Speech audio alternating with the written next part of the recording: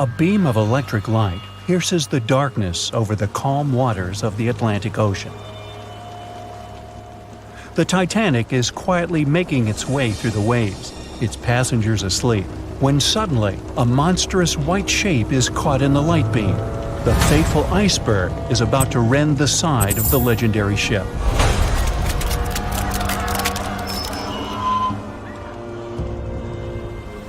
April 14, 1912, only 2 days before someone will take a photo of a giant iceberg with a pretty unusual elliptical shape.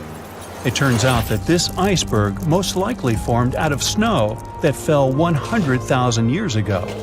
Researchers used computer modeling to figure out its origin. They used data from 1912 and added some new information about winds and ocean currents. They concluded that the iceberg was probably a part of a small cluster of glaciers in southwest Greenland. These days, it's possible to calculate the routes of such icebergs in any given year in the past.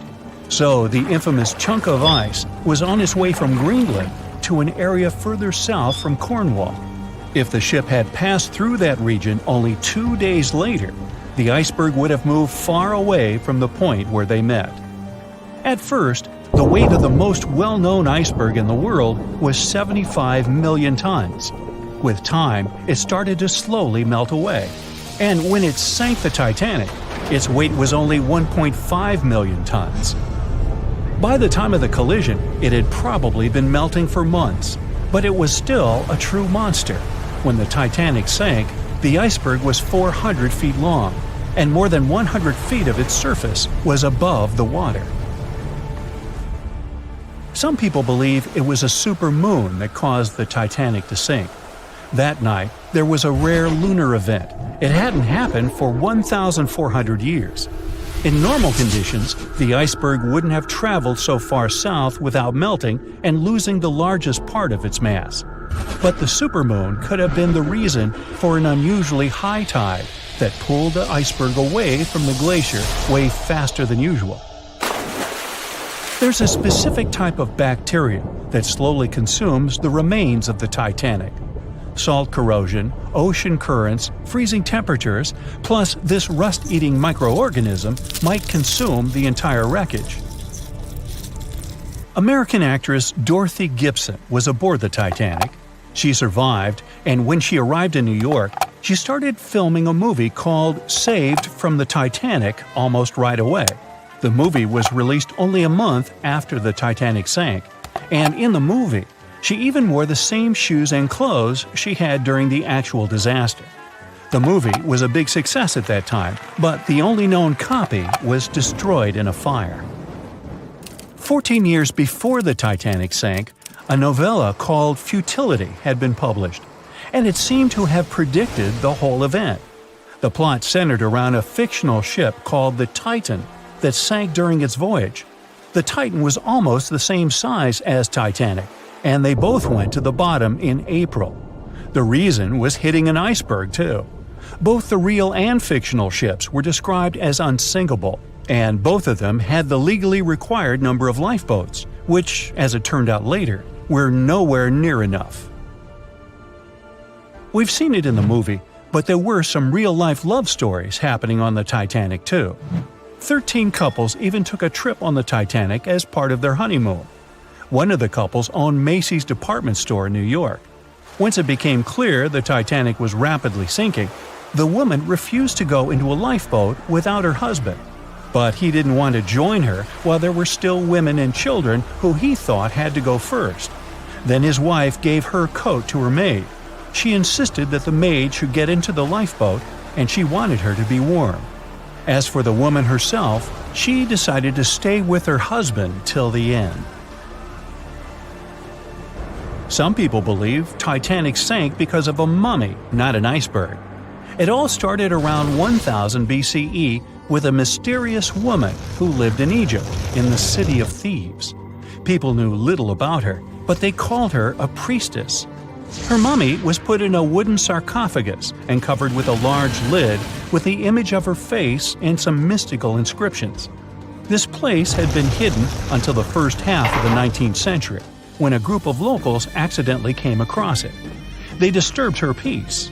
No one knows how, but the mummy disappeared that day without a trace. A couple of decades later, a group of rich friends from England traveled to Egypt and found the empty mummy casket with the image of the priestess, whose dark eyes seemed to be looking into the void. They decided to buy it, but the buyer disappeared the same night before he even got the case. All members of the group had some accidents. The casket changed its location a couple of times until it, as some believe, ended up on the Titanic. It took more than 70 years for a robot submarine to find the ruins of this legendary ship. The wreck lies nearly 13,000 feet under the surface of the Atlantic Ocean, split into two halves. Why did the liner break apart? No one knows exactly. Some think it happened because of the water that got inside when the ship collided with the iceberg. The pressure was so powerful it separated two parts of the vessel, starting with the ship's bottom structure. Others say it was because of the hull rivets. They had a high concentration of slag or smelting residue, and that's something that can cause the metal to split apart. The ship generally had many flaws, starting with the design. The watertight bulkheads weren't completely sealed on top. This allowed the water to flow between the compartments and, in the end, sink the vessel. The iron of the ship's rivets and steel of the hull ended up ruined because of high sulfur content, cold temperatures, and high speeds. The steel shattered and the rivets popped out quite easily. Because of this, Titanic sank 24 times faster than it would have otherwise. If the ship had hit the iceberg head-on instead of ramming it with its side, it would have probably stayed afloat. How come the crew members didn't have binoculars? It would have surely helped them spot the iceberg on time and maybe even avoid the disaster. But the binoculars on the Titanic were locked in a storage cabinet. Only one crew member had the key, and he had been transferred off the ship right before it set sail. He later said he hadn't remembered to hand over the key. But even without the binoculars, the ship might have had some time to change course and avoid the collision if the crew had gotten some warning. But that's the thing, someone did warn them. About an hour before the incident, a ship that was relatively close to Titanic, the SS Californian, sent a message to inform them it had stopped because of dense ice field. But the warning never got to the Titanic's captain. Some experts say it was because the radio operator didn't think it was that urgent. And later, the SS Californian said they didn't get a call for help from the Titanic because their radio operator was off duty. Some say the crew on the Titanic couldn't spot the iceberg on time because of an optical illusion. Atmospheric conditions that night probably caused super refraction, which could have camouflaged the berg. After all, no one actually saw the iceberg until it was too close to the ship to somehow avoid the crash. Not even a whole minute passed between the moment they saw the iceberg and the collision. It was only 37 seconds, and it took Titanic 2 hours and 40 minutes to disappear below the ocean's waves. They were on their way to the New World when a rendezvous with an iceberg crushed all of their dreams and hopes. There was panic and tears and heartbreaking goodbyes, like that of Jack and Rose. Or was there? Let's see how well you know the real story of Titanic. The love story of Jack Dawson and Rose DeWitt Bukater was inspired by true events. What do you say? Is it a myth or a fact?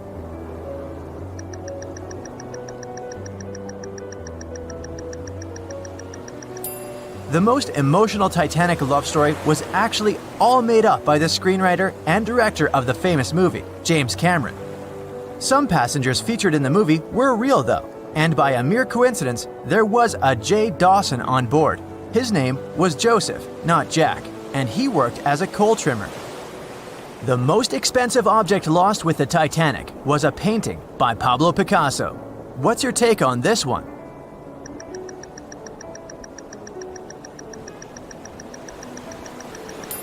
It's a myth. Another one given to us by the famous movie. The most valuable item that went down with the Titanic was probably a Mary Joseph Blondell painting, created in 1814. Some other valuable items were a violin that belonged to Wallace Hartley, the musician who insisted that they had to play till the very last moment.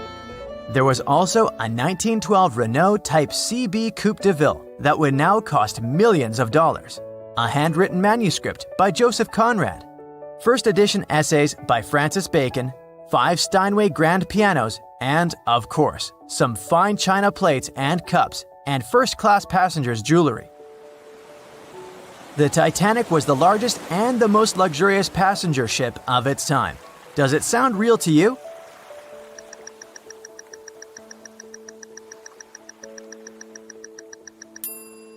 Yep, it's totally true.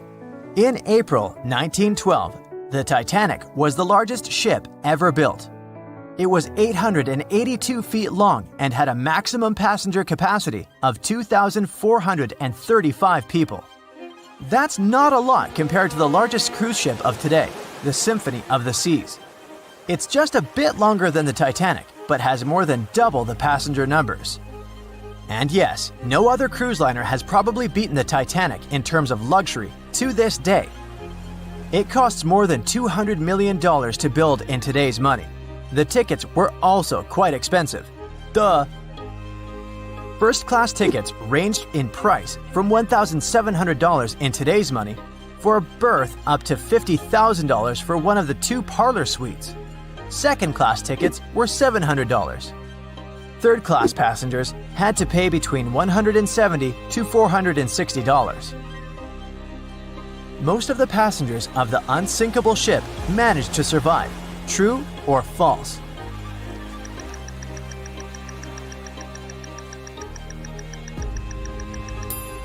Sadly, it's false. Only 37% of all the passengers actually survived the meeting with the Titanic. Around 61% of the first-class passengers, 42% of the second-class passengers, and 24% of the third-class passengers made it out alive. The Titanic was passing through the Bermuda Triangle when things went wrong, and that's probably why it sunk. What do you say? Myth or reality?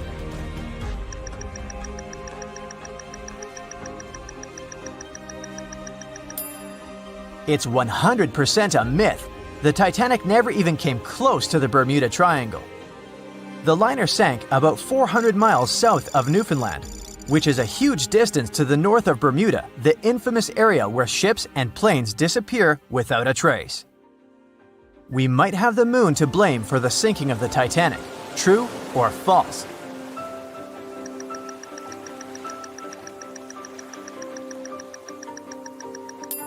This one is true. The moon heavily affects the tides on Earth. The closer the moon is to the Earth, the stronger the tides are because of the increasing gravity of our satellite. Back in 1912, the moon was so close it made several glaciers in Greenland break apart. Massive chunks of ice that broke off from the glaciers started floating south. The supermoon event came just 6 minutes after a spring tide, the alignment of the moon, the sun, and the Earth that makes their combined gravity reach its peak twice a month. And the day before, our planet had come the closest to the sun that year, which made the gravity even stronger. This mixture of events created perfect conditions for one of the most powerful tides in history. Icebergs breaking off from Greenland's glaciers drift off to the coastal waters of Labrador and Newfoundland, where they often run aground. To move on, they need to either melt and become lighter or catch a high tide that would carry them further. The 1912's tide was as high as it gets. So they shifted many shipping routes south because of the huge amount of icebergs. But not the Titanic, of course, as they believed it was unsinkable. It took 4 hours and 40 minutes for the Titanic to sink. What do you say?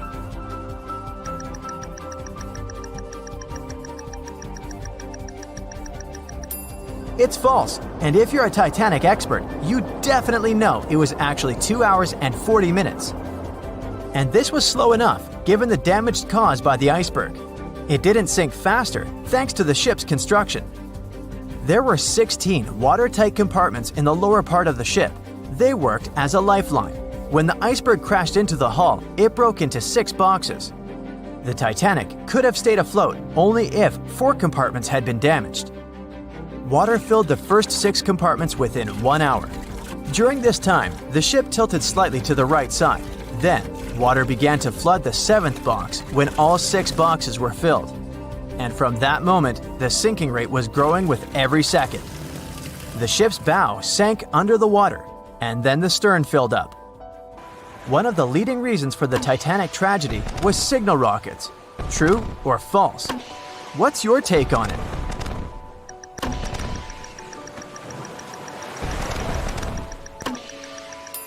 This one is true.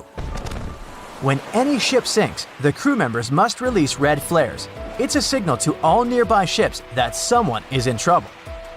But for an unknown reason, someone put white lights in the Titanic's rocket box. When the ship crashed into an iceberg, the crew members released white flares. Another ship, SS Californian, was nearby at the time. Its captain knew the Titanic was going through a dangerous iceberg area. The crew of this ship didn't see the Titanic in the dark, but they noticed white rockets. Radio communication between the vessels didn't work. The SS Californian operator turned off the receiver. The Californian captain felt that something was wrong, so he sent a Morse lamp signal to the Titanic. But it was too late. The ship was already underwater, so no one could respond. Another ship, Samson, was sailing alongside the Titanic.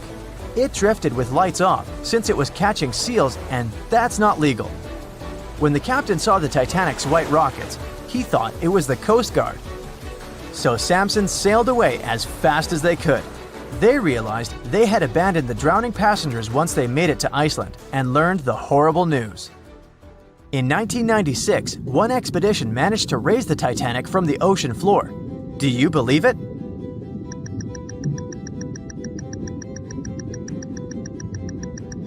If you don't, you're right. There were different ideas on how to raise the Titanic, from doing it with compressed air to putting it in wire mesh and covering it with liquid nitrogen, or using giant magnets. The only real attempt to raise the Titanic was made in 1996, and it failed dramatically. The expedition's goal was to lift a part of its hull, weighing about 21 tons. It would still have been the largest piece to see the sunlight again, if the operation had succeeded, that is.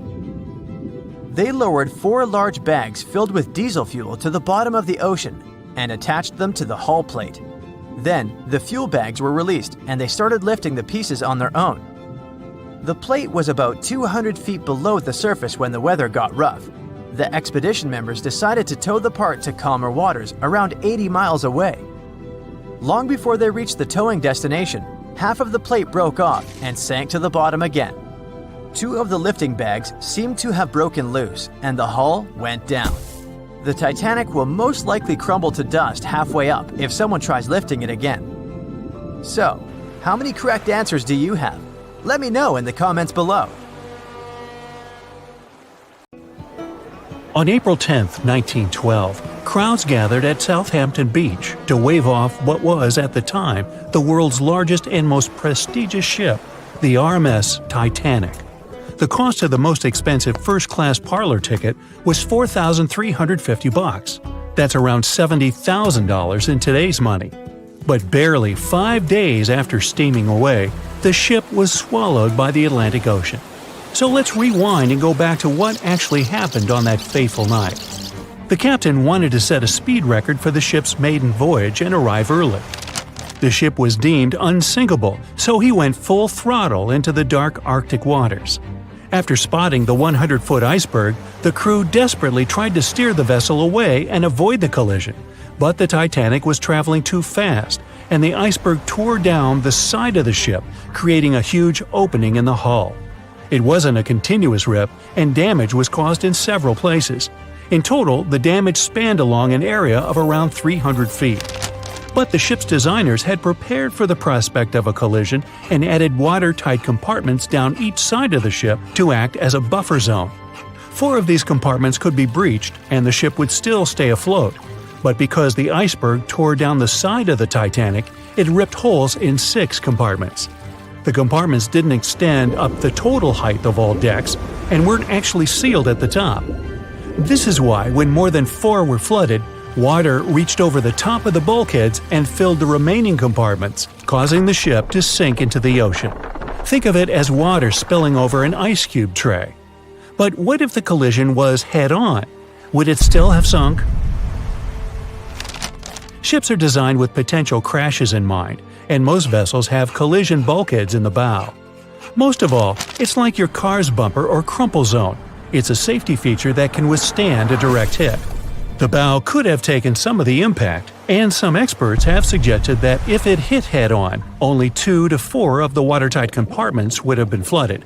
So, in theory, the Titanic might not have sunk, and it might have even been able to continue sailing to its final destination at a much slower speed. The force of impact would likely have been huge, though. But although passengers would have been injured by the force, they'd have been able to stay on the ship to wait to be rescued by other ships, rather than being forced into the icy waters of the Atlantic. Still, one of the Titanic's designers, Edward Wilding, suggested that the force of the impact might not have actually been that big. He told the British Inquiry that lots of people scarcely felt the collision, and he believed the ship would not have sunk if it did hit the iceberg head-on. The ship was also designed with remotely operated watertight doors between all compartments, so any floods could have been quickly sorted out. Because Titanic had 6 breaches from the side collision, and because it happened so quickly, sealing the doors wouldn't have made a difference, as it was essentially impossible to save it by that point. The ship immediately began to flood, with water pouring in at a rate of roughly 7 tons per second, 15 times faster than it could be pumped out. So, while it sounds like the Titanic would have survived had the ship hit the iceberg head-on, this idea does come with some issues. First off, the collision bulkheads were designed to survive a crash with another ship, not a giant iceberg. If 2 ships collided, both would absorb some of the impact in their bulkheads, sharing the impact and likely staying afloat. But an iceberg is stationary, meaning that Titanic would absorb most of the energy from the collision.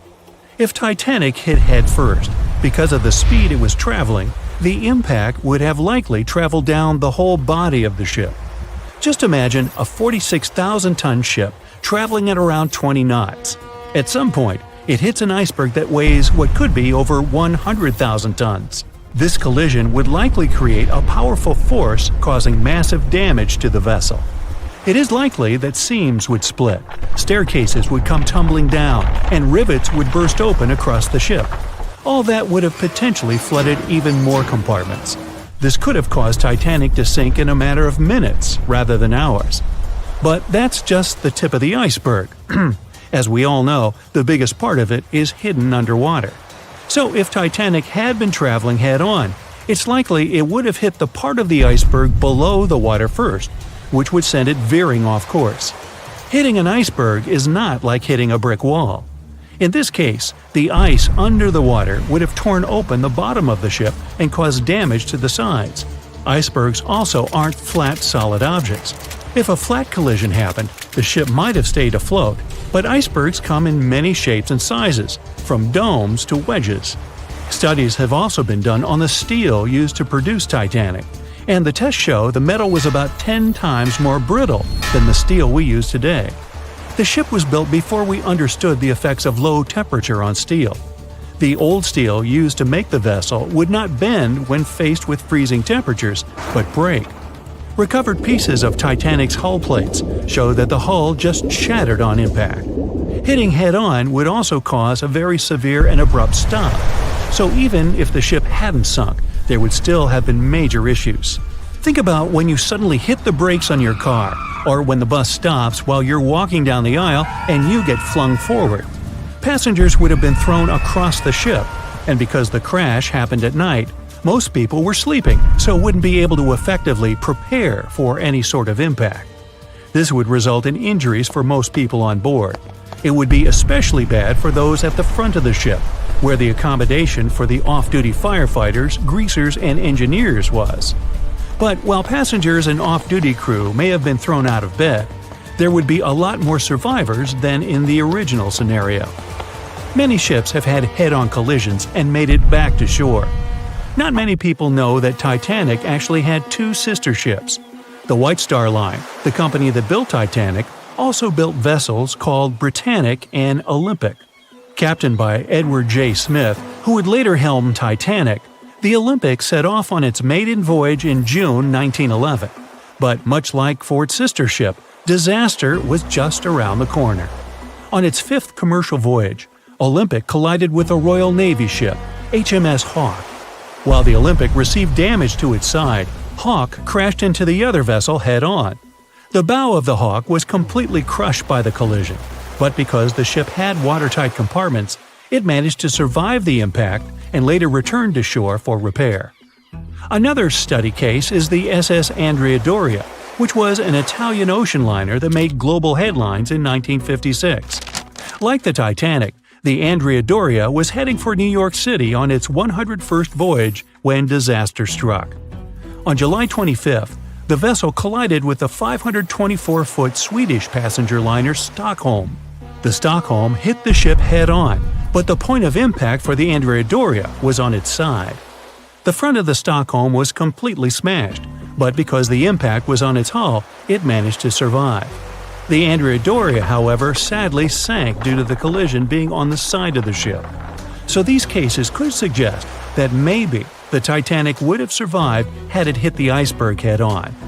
But we have to remember that the Titanic hit the thing full speed, whereas both the Olympic and the Andrea Doria were traveling slower. In the Titanic movie, you won't see any fumes above the fourth funnel of the legendary ocean liner, and it's not a mistake. Back in 1911, the year before the Dream ship's departure, large ships would mostly sail with 4 chimneys. They needed those to draw heat and fumes from their massive boilers. The Titanic was a real engineering gem that only needed 3 chimneys to function. So the fourth was added for balance and more impressive looks. The White Star Line thought the public would have been disappointed to see only 3 pipes on the greatest ship of all time. The Titanic's sister ships, the Olympic and the Britannic, also had 1 fake funnel each for the same reason. The dummy chimney wasn't completely useless and served for ventilation. It took out the fumes from the machine spaces in the lower decks and from one of the first-class general rooms. 1 big ventilation funnel, instead of several small ones, helped to declutter the upper decks and left more open space for passengers to enjoy their strolls. When Titanic went down, the funnels, each weighing 60 tons, went down with the rest of the ship. They were made extra tall to make sure the passengers weren't covered in the soot being ejected. Their height and weight let them stay in the upright position. The forward funnel, followed by the others, fell only when the ship went for the final dive. Those chimneys were much lighter than the bow, so they spread among other debris. The light material they were made of flattened once it hit the bottom, and the iron-eating bacteria living deep down took care of it later. The bow of Titanic remained intact when it hit the seabed, but the stern was completely mangled. When the famous ocean liner hit that iceberg, things got really messy. It took the future movie star a whole 2 hours and 40 minutes to submerge completely. The collision let water flood 6 out of 16 watertight compartments. As the water gushed into the starboard side, the ship started to tilt down in the front and a bit to the right. By midnight, the damaged compartments were spilling water into others, and it was chaos because these compartments were only watertight horizontally. Soon enough, water started flooding through the anchor chain holes, and by 2 a.m., the bow was sinking, and the stern's propellers were lifted out of the water. The ship kept flooding until the moment the bow went underwater, and the stern shot up almost 45 degrees. The weight of those massive propellers stressed the ship's midsection. The steel just couldn't handle it and failed. Survivors described that moment as some loud noise, like breaking china or falling gear. That was the Titanic's upper structure giving in. By 12 past 2 a.m., the bow and stern were only connected by the inner bottom structure. Minutes later, the bow, weighing almost 16,000 tons, broke loose from the stern. The stern rose sharply to an almost vertical position and started sinking slowly. By 2:20, it disappeared underwater. The bow was cruising down at about 13 miles per hour and had hit the ocean floor almost a half an hour before the stern. The 2 parts of the Titanic now lie 2,000 feet apart, pointing in different directions. The bow remained mostly intact, just covered in mud. The stern turned into a tangled wreck because of the implosions it went through during the descent. The air trapped within the structure just couldn't handle the increasing pressure of the water deep down. Signal rockets played a big part in the Titanic's tragedy. When a ship goes down, you're supposed to shoot up red flares to signal trouble. But someone decided to stock Titanic with white lights instead of the usual red ones. So when the ship smacked into that iceberg, the crew fired off white flares. The SS Californian was passing nearby, and his captain knew the Titanic was in a dangerous iceberg zone. The crew didn't spot the sinking Titanic, but they sure saw those white rockets. The radio between the ships was useless because the Californian's operator switched it off. The captain had a gut feeling something was off, so he flashed a Morse code light signal at Titanic. But he received no reply because the Titanic had already gone underwater. There was another ship, Samson, sailing alongside the Titanic. It had plenty of illegally hunted frozen seal meat from Canadian waters abroad, so it was sailing with lights off to remain unnoticed. When they saw the Titanic's white rockets, they thought it was the Coast Guard and zoomed away. Samson didn't have a radio, so they couldn't find out about the ongoing disaster. The crew got the news about Titanic only when they got to the coast of Iceland the following month. There have been many theories to explain the Titanic tragedy, and one of the recent ones says that there was a fire involved. An Irish journalist went full detective for decades, digging into the mystery, and stumbled upon a game-changer. He came across a photo album that had been hiding from the public for a century after the tragedy. In the pictures, taken at the Harland and Wolff shipyard in Belfast, Northern Ireland, just over a week before the liner sailed, you can clearly see a massive 30-foot black spot on the ship's hull. Maloney researched the photos and eyewitness testimony from the time and claimed that a fire spontaneously broke out inside of one of Titanic's enormous coal bunkers. It was raging for a whole 3 weeks and messed with the metal, critically weakening a crucial segment of the ship's hull. Back then, most ships had just one hull, so it was the only skin the Titanic had. That's why the Iceberg managed to punch a hole through the ship so easily. If it hadn't been for the fire, the Titanic might have shrugged off that iceberg collision. The company operating the liner knew about the fire, but they decided to conceal that fact. They didn't want any negative stories in the press as they faced some serious competition in transatlantic voyages. The Titanic was sold out, so they stocked up on coal and made it sail. The moon might have also played a role in the sinking. Our satellite heavily affects tides on the Earth. The closer it is to our planet, the stronger the tides are because of the increasing gravity of the moon.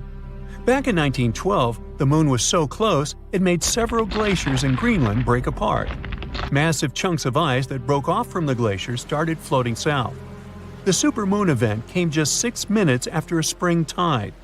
During new and full moons, the alignment of the moon, the Earth, and the sun makes their combined gravity reach its peak.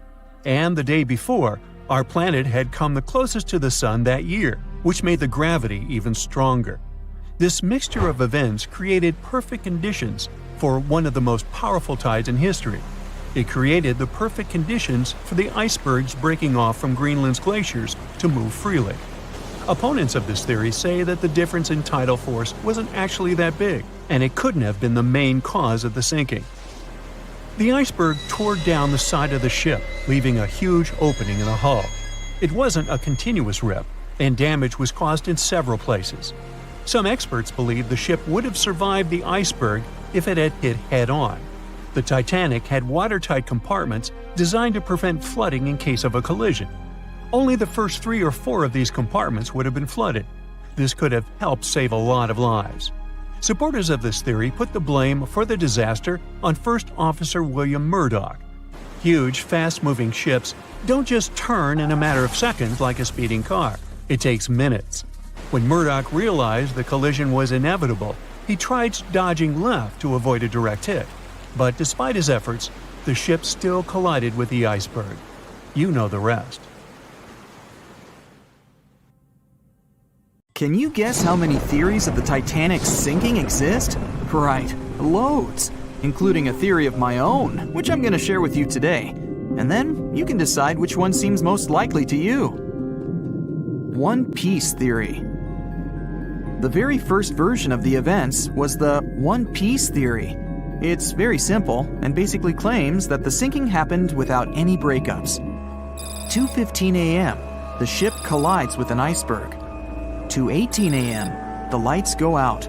The ship reaches an angle of 45 degrees and then quickly begins its final plunge into the ocean depths.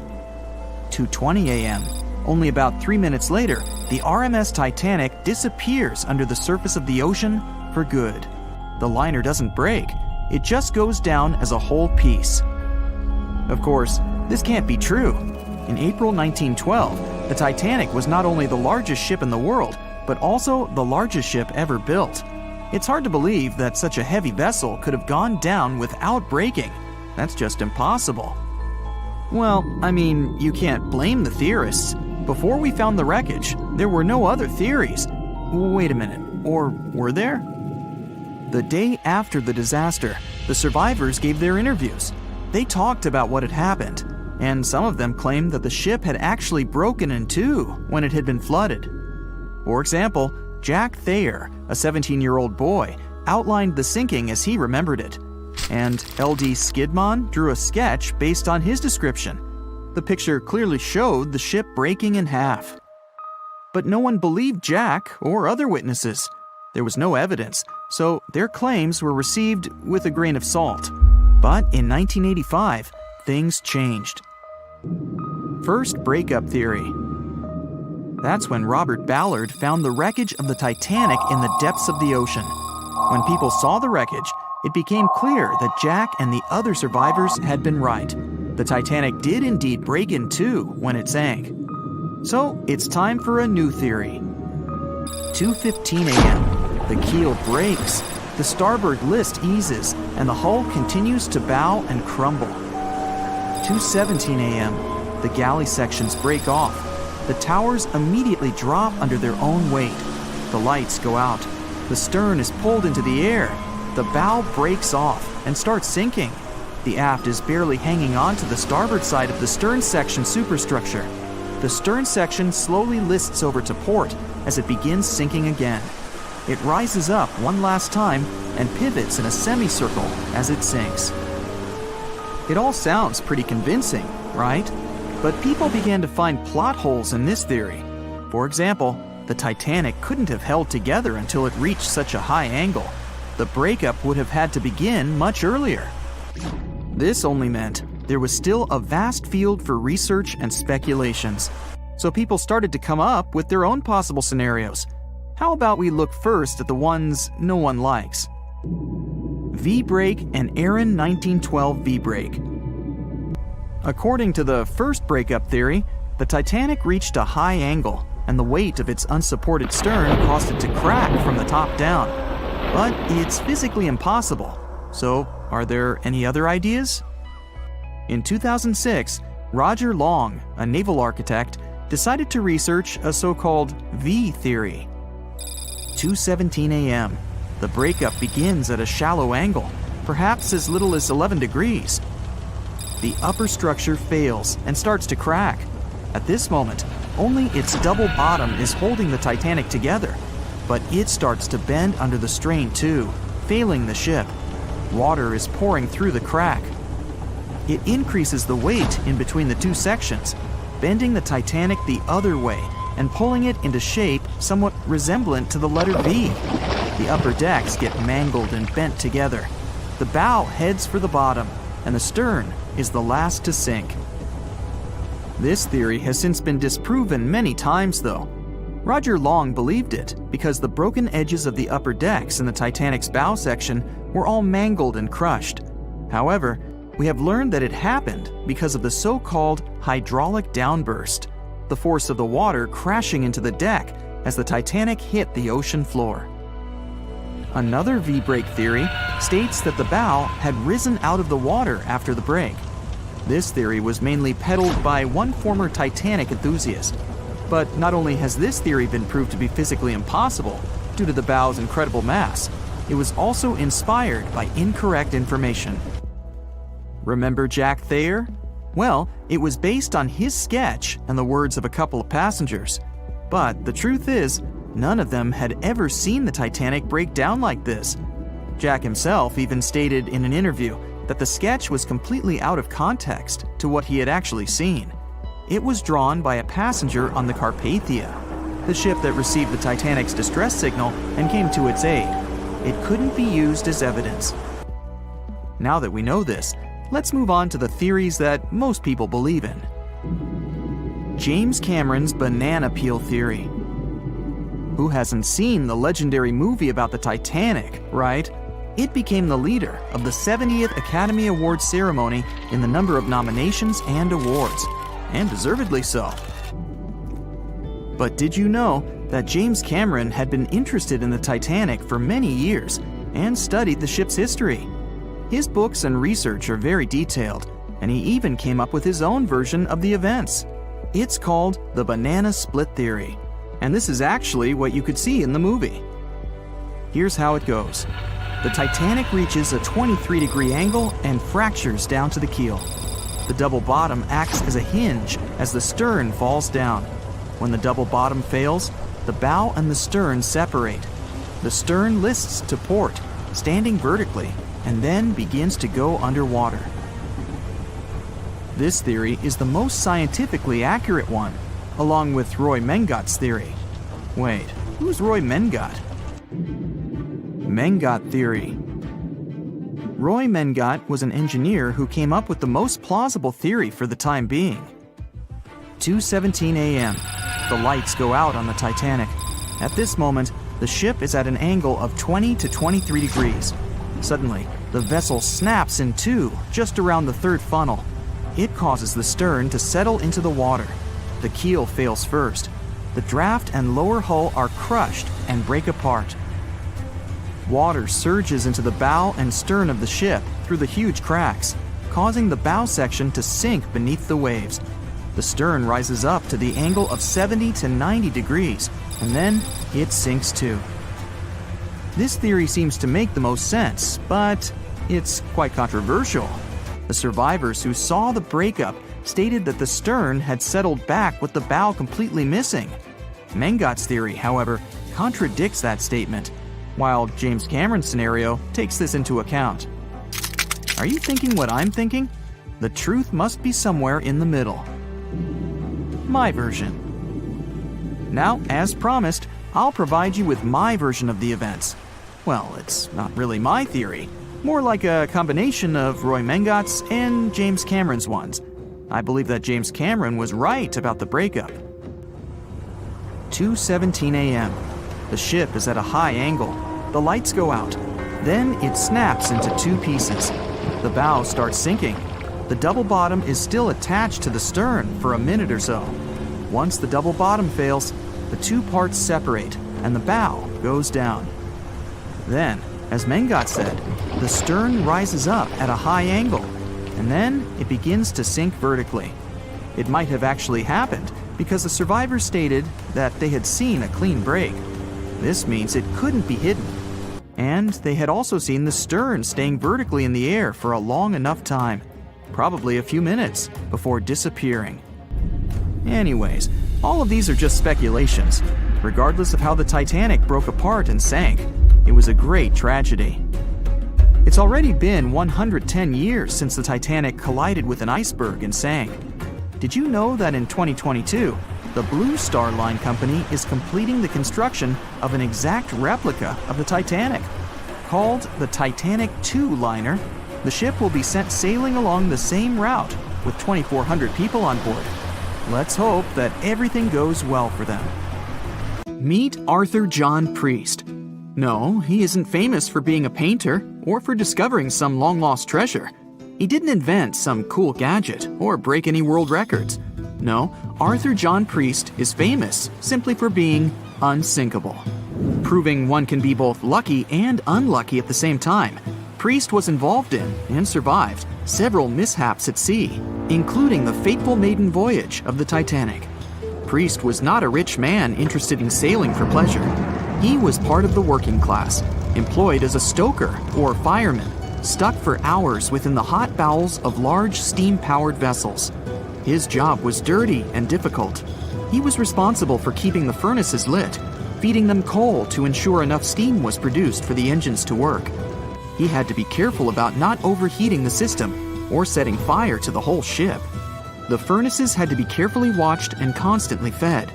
He breathed it all in a while, working and fighting with the sweat and the dirt. He would often work shirtless because of the heat and was always covered in black coal dust. And when he finally had a break, his shared living quarters were nearby in the same part of the ship. He must have been good at his job, though, because he had no trouble finding work. But wherever he went, bad luck seemed to follow. The first incident was a mild one. As a young man, Priest worked on the RMS Asturias. The passenger liner first set sail in 1907, traveling between Southampton in the UK to Buenos Aires in Argentina. At some point during its maiden voyage, the ship suffered a small collision. The damage was bad enough that the ship returned for repairs. Thankfully, there were no reports of any serious injuries. Priest, unfazed, simply went to work on another ship, but his bad luck lingered on the Asturias. In 1914, the Asturias became a hospital ship, helping care for sick men and women around Europe while bringing them home to England. But in March 1917, at just around midnight, the ship was struck by a foreign object. Its hull was breached and the engine room flooded. The captain ordered everyone to abandon the ship, sending crew, patients, and health staff scrambling for the lifeboats. The vessel was still moving, powering through the water because the main controls, located within the flooded engine room, could not be turned off. The captain refused to leave the ship while people were still trying to escape. He was able to aim the Asturias towards Bolt Head, where it finally hit land and couldn't sink. The remaining lifeboats were lowered and the final survivors made it to safety. When they studied the damage on the ship later, the Asturias was declared a total write-off. It might be hard to pin this particular disaster on Priest. After all, he wasn't even on the ship at the time. But it seemed that many of the ships on which he served were destined for trouble. His bad luck followed him to his next job on the RMS Olympic, a massive ocean liner. The Olympic was big. In fact, it had been designed and built as part of the fleet that included the Titanic. But with size came sacrifice. The Olympic was great at moving in one direction, but very difficult to handle when it needed to turn. It was September 1911. The Olympic was trying to alter its course. The Hawk, a smaller ship sailing nearby, didn't give the larger vessel enough room to maneuver, and the two slammed into each other. Because the Hawk was engineered to deal with potential confrontations when out at sea, its reinforced bow tore through the Olympic. Two large gashes appeared on the ocean liner's side. The propeller shaft was badly twisted, and worse, the ship began to take on water. Somehow, the Olympic made it to shore without sinking, and nobody was seriously hurt. Priest had no idea that this was just a small taste of what his future held for him. He next found employment on a brand new ship, a better ship, an unsinkable marvel that was said to be the biggest vessel to have ever been built. Yes, he was going to work on the Titanic. And what a job! It took 29 boilers, requiring 850 tons of coal a day to produce enough steam to power the Titanic.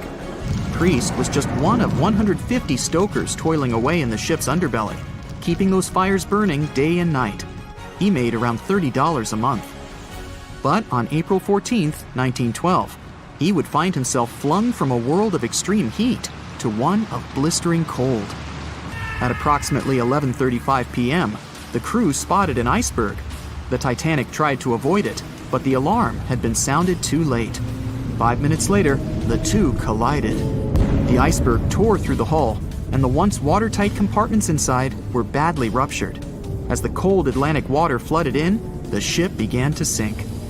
Distress signals were sent, but the closest ship, the Carpathia, was over 3 hours away. In the dark of night and stuck in the middle of nowhere, the crew and passengers panicked. Those who could scrambled for the lifeboats. Others jumped into the icy waters. In total, only 706 survived that terrible night. Priest, at the time of the collision, was down in the ship's lower quarters. He was on break, relaxing from a hard day of work. And as the ship went down, so did his chances of survival. He and his fellow workers were in the most dangerous position on the ship. They had to make their way through a maze of corridors and gangways, some of which were flooded, in a mad dash to the deck. And then they faced the frigid water, jumping in and desperately swimming to safety. The ocean was so cold that Priest even suffered frostbite before finding his way onto a lifeboat. He was one of only 44 stokers to survive that night. After an experience like that, most of us would never set foot on a boat again.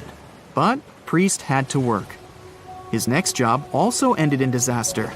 He was offered employment on the HMS Alcantara. It went down in 1916, and Priest was again one of the few to make it to safety. He was badly wounded in the process. But he kept pressing his luck, and his next job as a stoker may have felt eerily familiar. He would be working on a ship built by the same people behind both the Olympic and the Titanic. And this ship, named the Britannic, was the biggest of the three. It was also believed to be a superior vessel, fitted with new safety features after the Titanic sank. For example, it had 48 open lifeboats, 46 of which were the largest ever used on a ship before. 2 of these were even motorized and equipped with special communication devices. The good news? The Britannic survived its first trip without incident. It was already doing better than the Titanic ever did. However, on November 21st, 1916, the Britannic was shaken by a loud explosion while traveling through the key channel in the Aegean Sea. The hull was damaged, and some of the compartments began to fill with water. But, unlike the Titanic, the Britannic had been designed for just such an emergency. It had been fitted with 5 watertight bulkheads. Intact, these would help keep the ship safe and floating for a much longer period of time. But there was one issue. Portholes along the lower decks had foolishly been left open. As the ship tilted, the portholes let in water, which flooded the Britannic and hastened its descent into the sea. This effectively made those watertight bulkheads useless. The ship was going down fast, much faster, in fact, than the Titanic had sunk. 35 of the lifeboats were successfully launched, saving most on board. Of the 1,066 passengers and crew, 1,036 survived. Priest, his luck intact, was one of them. And yet, he still wasn't done with a life at sea. He accepted a position as a stoker on the Donegal. It was a smaller passenger ferry that had been converted for use as a hospital boat.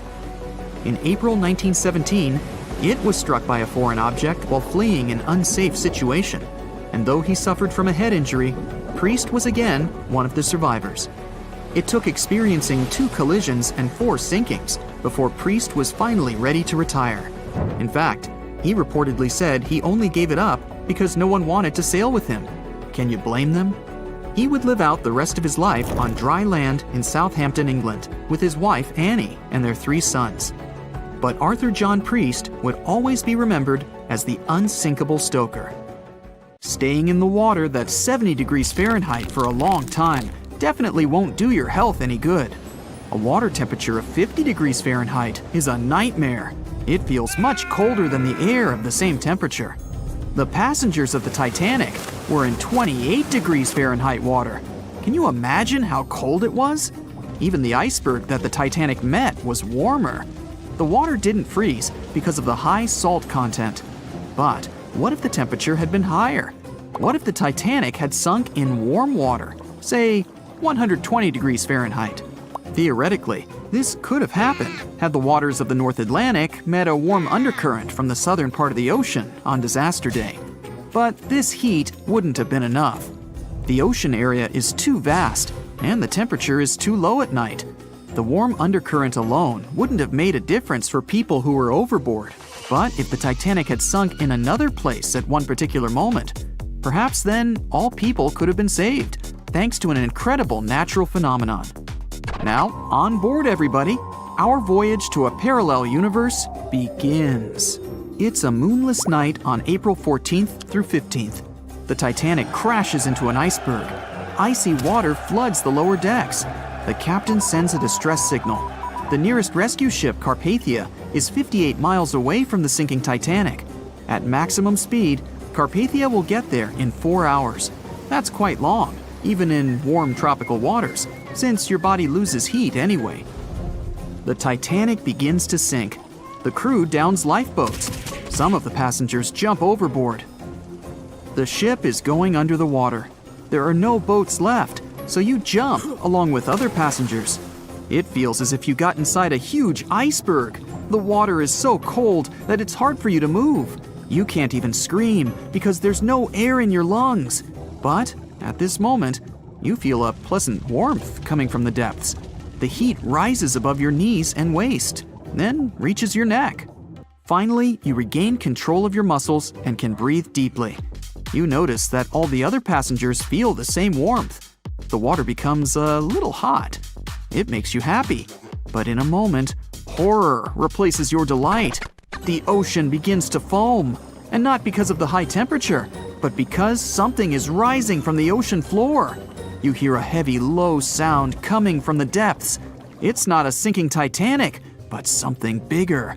You can see a huge iceberg nearby.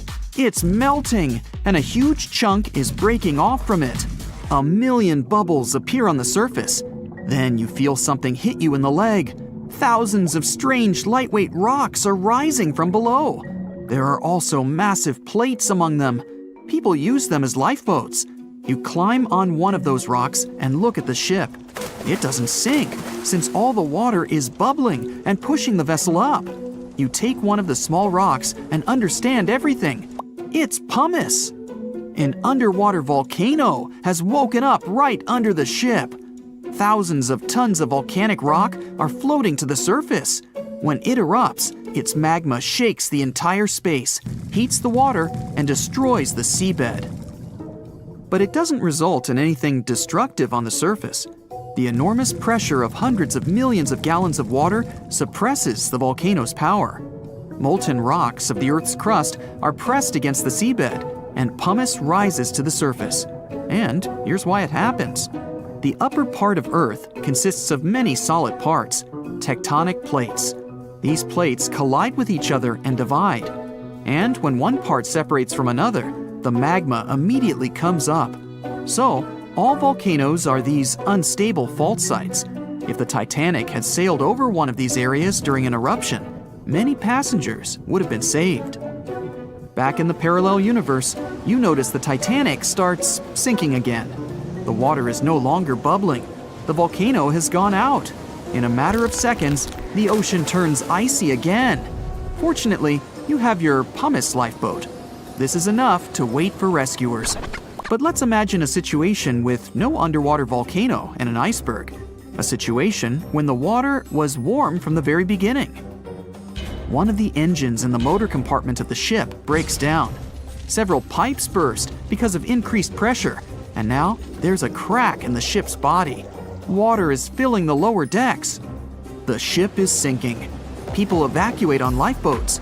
There's less panic since the night is warm and no one is freezing. Each passenger gets a life jacket. The ship is breaking. You understand that you have to jump. The Titanic goes underwater. Many passengers fall overboard in horror. They dive into the dark ocean and immediately come to the surface. Panic and complete chaos take over. The ship disappears in the dark, and finally, it's all silent. A few minutes pass, and you notice there's no panic at all. The water is warm. Almost all passengers have life jackets. Someone is floating on the wooden ship wreckage. After a couple of hours, the water no longer seems so comfortable. The ocean takes away your body heat.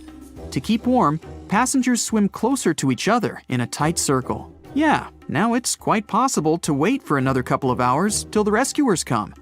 People on lifeboats sail closer and take those who freeze on board. Passengers take turns, 20 minutes in the water, then 20 minutes in boats. It's essential not to take your clothes off. Even a wet outfit helps keep your body warm for longer. And when it seems that everyone is saved, somebody screams. A girl in a boat looks scared. She trembles with fear and points her finger into the black water. Passengers try to see what's there and notice a triangular fin. 1, 2, 3. There are so many of them! The noise of the sinking ship has attracted a group of sharks. And now, they are circling the survivors, hoping to satisfy their hunger. They're swimming slowly. It doesn't look like they're going to attack. But you should keep your eyes open, as these fish are some of the world's most aggressive and dangerous sharks, the bull sharks. They can be agile, fast, and unpredictable. They don't swim in the cold waters of the Atlantic, but the water in this parallel universe is perfect for them. The sharks are strong and sturdy. They create the illusion of slowness to relax their prey. They're called bull sharks because of their short, blunt muzzle, like that of a bull, and they like to hit a target or other sharks with their forehead. Several fish are ramming boats. Someone falls into the water. Fortunately, people help them back on board. The sharks aren't going to retreat. Chaos and panic ensue. People are screaming and splashing the water with paddles to scare away the fish, but it doesn't help. One of the sharks opens its toothy mouth and clings to a boat. At this moment, you notice more fins nearby. A pack of great white sharks arrives at the party. They are some of the most dangerous animals on the planet. They're big, fast, and strong, and their 300 triangular teeth lined in several rows are sharp as blades. Great white sharks swim around the boats and scare away the bull sharks. You fall off the boat and see a big fin approaching you. Fear awakens the survival instinct in you. You're trying your best to swim away from the shark as far as possible. Of course, it's useless, since the shark is much faster and will definitely catch you. You feel your foot touching the shark's nose. The other foot gets into the toothy mouth. You scream in horror. After a second, the shark lets you go. Great white sharks rarely attack people. If they bite, it's just to test you. After all, the shark's favorite prey is seals. It simply loses interest if it realizes you aren't a seal. But if the shark is starving, it doesn't matter to it what kind of prey you are. Lucky for you, this one is not like that. Those survivors in the boats have almost nothing to fear either. Great white sharks don't attack them. They can push boats slightly, but only to test them. The great white shark is swimming away from you. But a bull one appears, and it looks like it's hungry. The shark is swimming towards you, opens its mouth, and a loud ship horn penetrates the water. This is the RMS Carpathia that has come to the rescue. All the sharks swim away scared. All passengers are saved. Back in our universe, another ship that had been nearby could have saved the passengers much earlier. But that's another story. No one could ever have imagined that the unsinkable Titanic would collide with an iceberg, except for one man, William Thomas Stead. Well, not directly, of course. It's not like he jolted out of bed one day, envisioning the fall of the Titanic. Rather, he wrote an empowering short story called How the Mail Steamer Went Down in Mid-Atlantic by a Survivor on March 3, 1886, 26 years before Titanic sank. Okay, let's do a super quick recap. Titanic was traveling from Southampton to New York in April 1912 in the North Atlantic. The ship hit an iceberg, and less than 3 hours later, it was completely underwater. Out of 2,208 people on board, just 706 survived due to the limited number of lifeboats and icy cold water. Another passenger ship, Carpathia, heard the distress call, picked up the survivors, and brought them safely to New York. The short story William Stead wrote was about Thomas, a British sailor, who got on a passenger liner bound for the U.S. At one point, the protagonist realized there weren't enough lifeboats for everyone on board the ship in case something happened. A couple of days later, heavy fog covered everything in sight. Luck was not on the liner's side, and it collided with a stray ship, just like Titanic struck an iceberg. Only 200 out of the 916 people made it safely to the U.S. The main character managed to survive by jumping into the water and climbing into one of the lifeboats. Now, you'd think that the story riled up everyone in the industry to add extra lifeboats on ships. But sadly, it received very little attention when it was published. Even more tragically, William Thomas Stead was on Titanic when it sank, and he didn't make it. The survivors who knew Stead mentioned that he had always been cheerful and had loved to chat during meals. He complimented the ship's design and how sturdy it was. Witnesses also talked about how he had been helpful when the ship had been sinking, having given his life jacket to someone else. He was a journalist by profession and was on his way to New York for a ceremony. One of his most important contributions to modern journalism was the use of illustrations in every newspaper article. He also introduced newspaper interviews, and they're still used to this day along with illustrations. But this story wasn't the only published work that predicted the disaster. Morgan Robertson was an author and former ship captain who wrote short stories and novels. His most notable novella is The Wreck of the Titan. It's also known as Futility. The book was written in 1898, 14 years before Titanic. It was a fictional story about the Titan, an ocean liner similar to Titanic, which was crossing the North Atlantic. It's also a coincidence that Titan was just as fast as Titanic and shared many other similarities, like size and design. The book described it as unsinkable and the largest ship to hit the ocean at the time. That's what they said about Titanic, too. Another eerie similarity was the limited number of lifeboats it had. The story took place in April, and that's when Titanic set off on its journey and hit the iceberg. The Titan story also mentioned that barely anyone had survived that horrible accident. Unlike Stead's story, the protagonist of Robertson took a different path. The Titan sinking happened somewhere halfway through the book, so after the accident, the main character went on with his life. The book was brought back into the spotlight after the Titanic disaster. How could someone describe the events that took place almost a decade later so accurately? Many started to believe Robertson could see the future. But the reality was that Robertson knew his way around a ship. It was easy for him to write down the nitty-gritty of things without doing more research. Realistically, one of the biggest threats for ships at that time was hitting an iceberg or colliding with other ships. The next story sounds somewhat mysterious. Once, Alex Mackenzie heard a voice that warned him not to board Titanic. But when he turned around, there was nobody there. As he continued walking, the voice spoke to him again, but this time it was louder and more distinct. He took the warning seriously and decided to cancel the trip and go back to Glasgow, Scotland, his hometown. His grandparents weren't too happy to find him back home instead of on Titanic. After all, the ticket was very expensive. That disappointment very soon disappeared when they heard that the ship had struck an iceberg. John Coffey was a member of the crew of Titanic, but he decided to ditch the ride when the ship stopped at his hometown in Queenstown, Ireland. His inner voice told him to get off the liner, and he did. He was only 23 at the time, and for someone his age, it could be a major career boost and an opportunity to grow. Despite the horrible tragedy, the guy signed to work with the RMS Mauritania just months after the Titanic sinking. Talk about commitment. Some added info was revealed about what may have contributed to the fall of Titanic. The constructors insisted that the ship was unsinkable, but many people later theorized that the vessel's steel plates had been too frail for the freezing Atlantic water. It may have caused the rivets to pop, allowing ocean water to seep inside. Another theory is that there may have been a fire in the hull of the Titanic that had been raging for 3 weeks before the voyage. The fire softened the steel, allowing the iceberg to cut through it like a hot knife through butter. Some pictures before the ship set off on its journey show black marks on the hull, which could have been caused by fire. Either way, the iceberg would have caused significant damage in any case, no matter if there was a fire or not. Some people also blame those who designed the Titanic.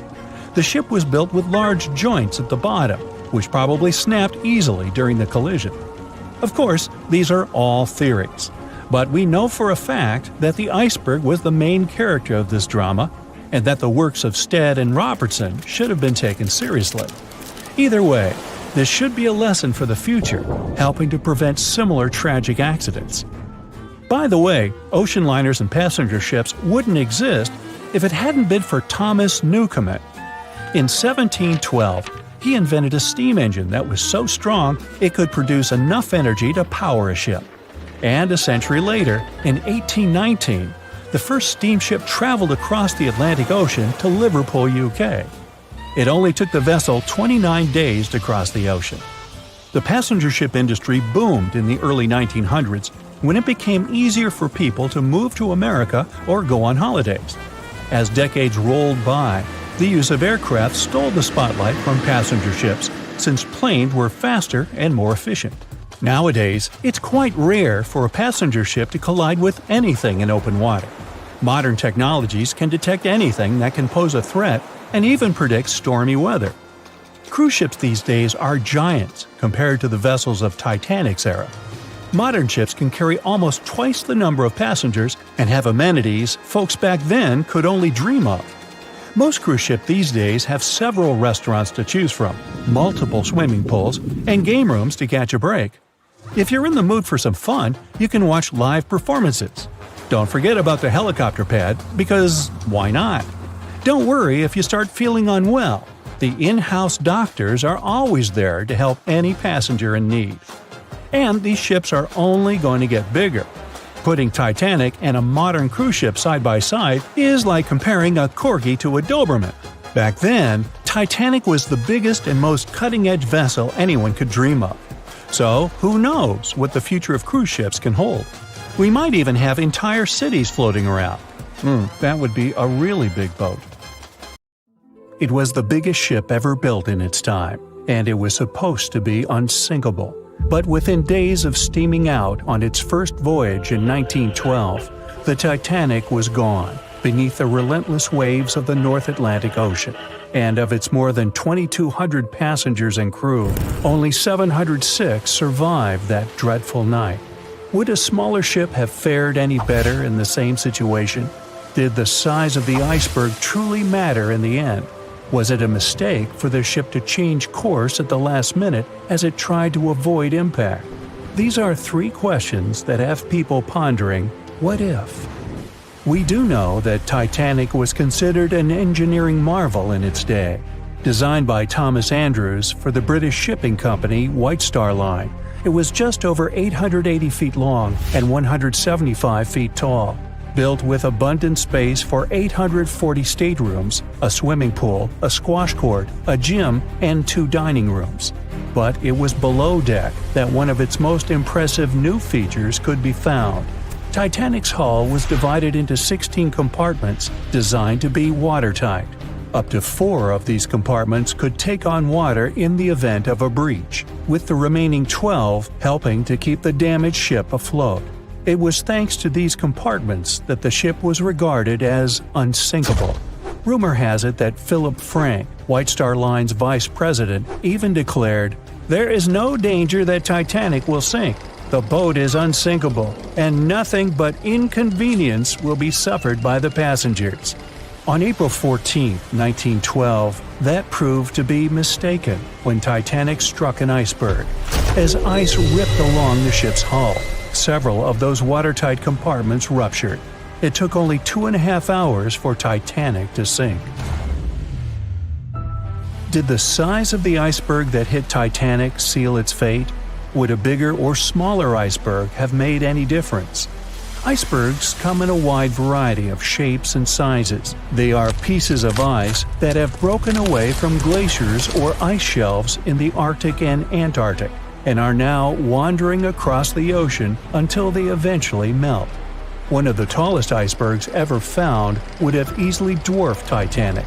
Discovered in 1957, it was 550 feet high. That's close to the height of the Washington Monument.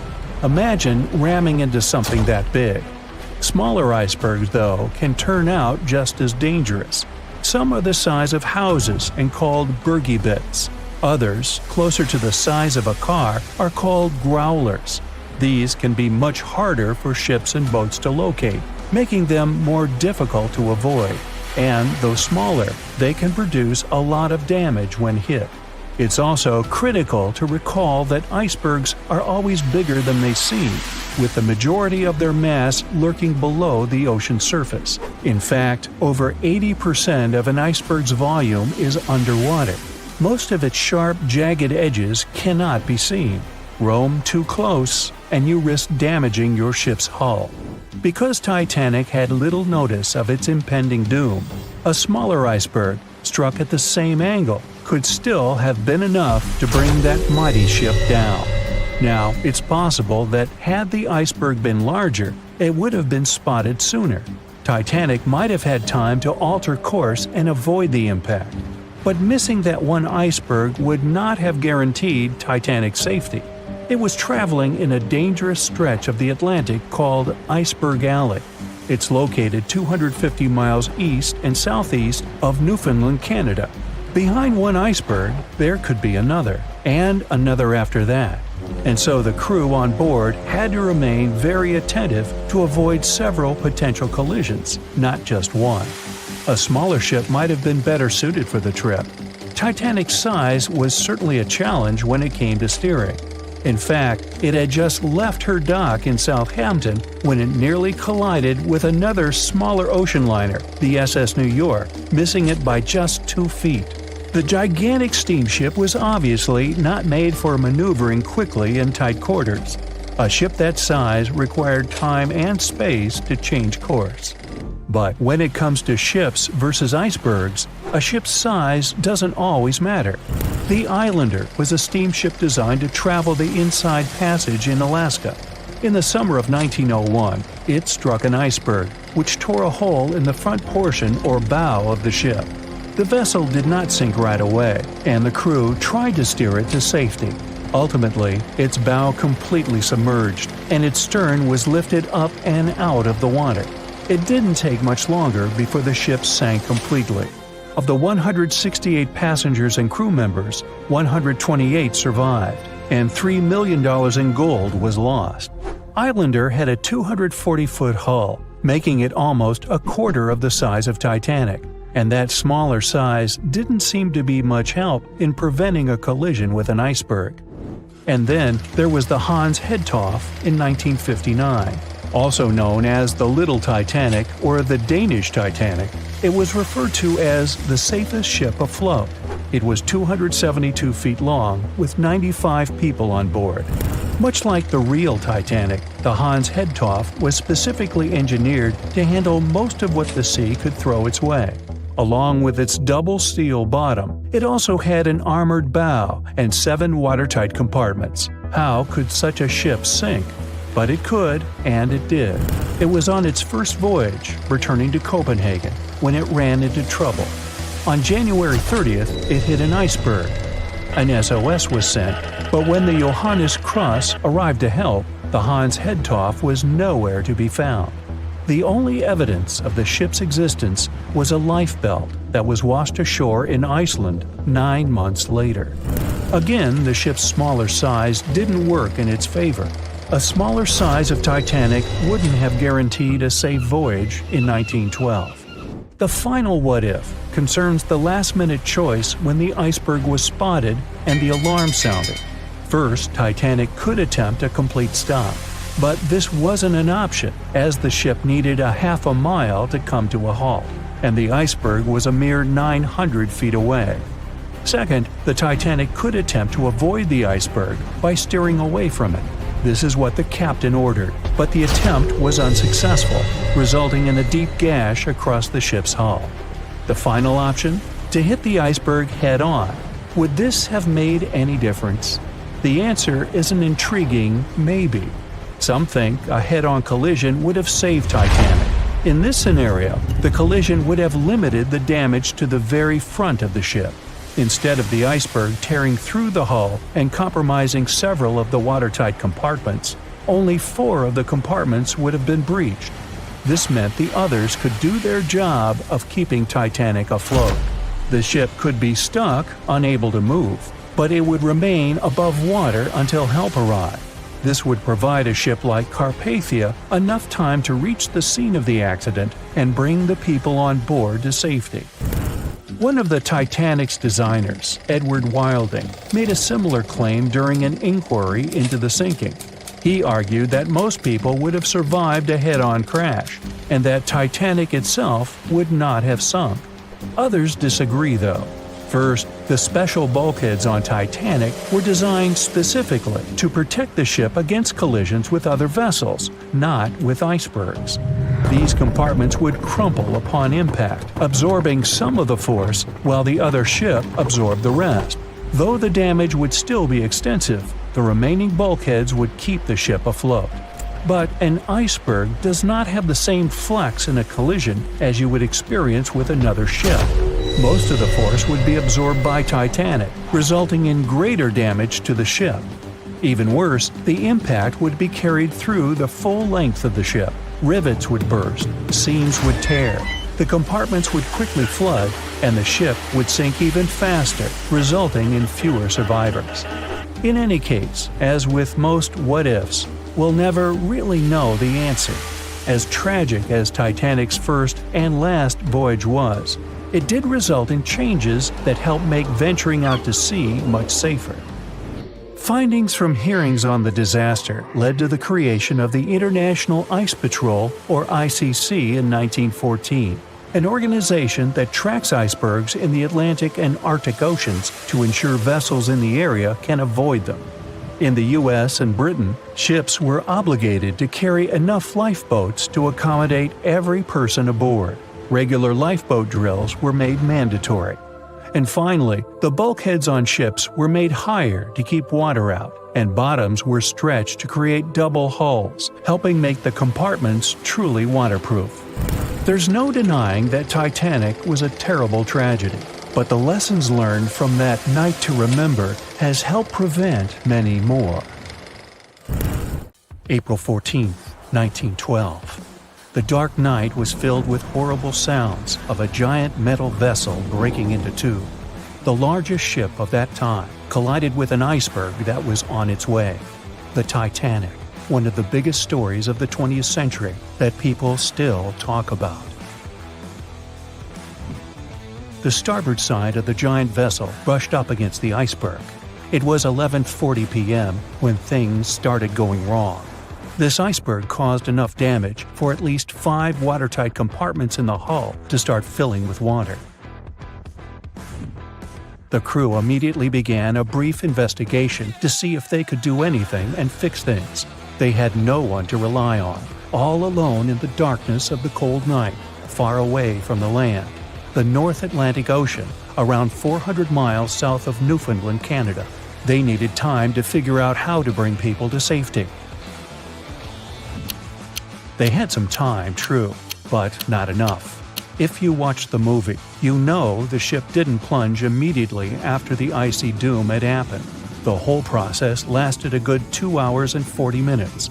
But the situation was hard. There were 2,200 people to take care of, including crew and passengers, and things happening on the ship were chaotic.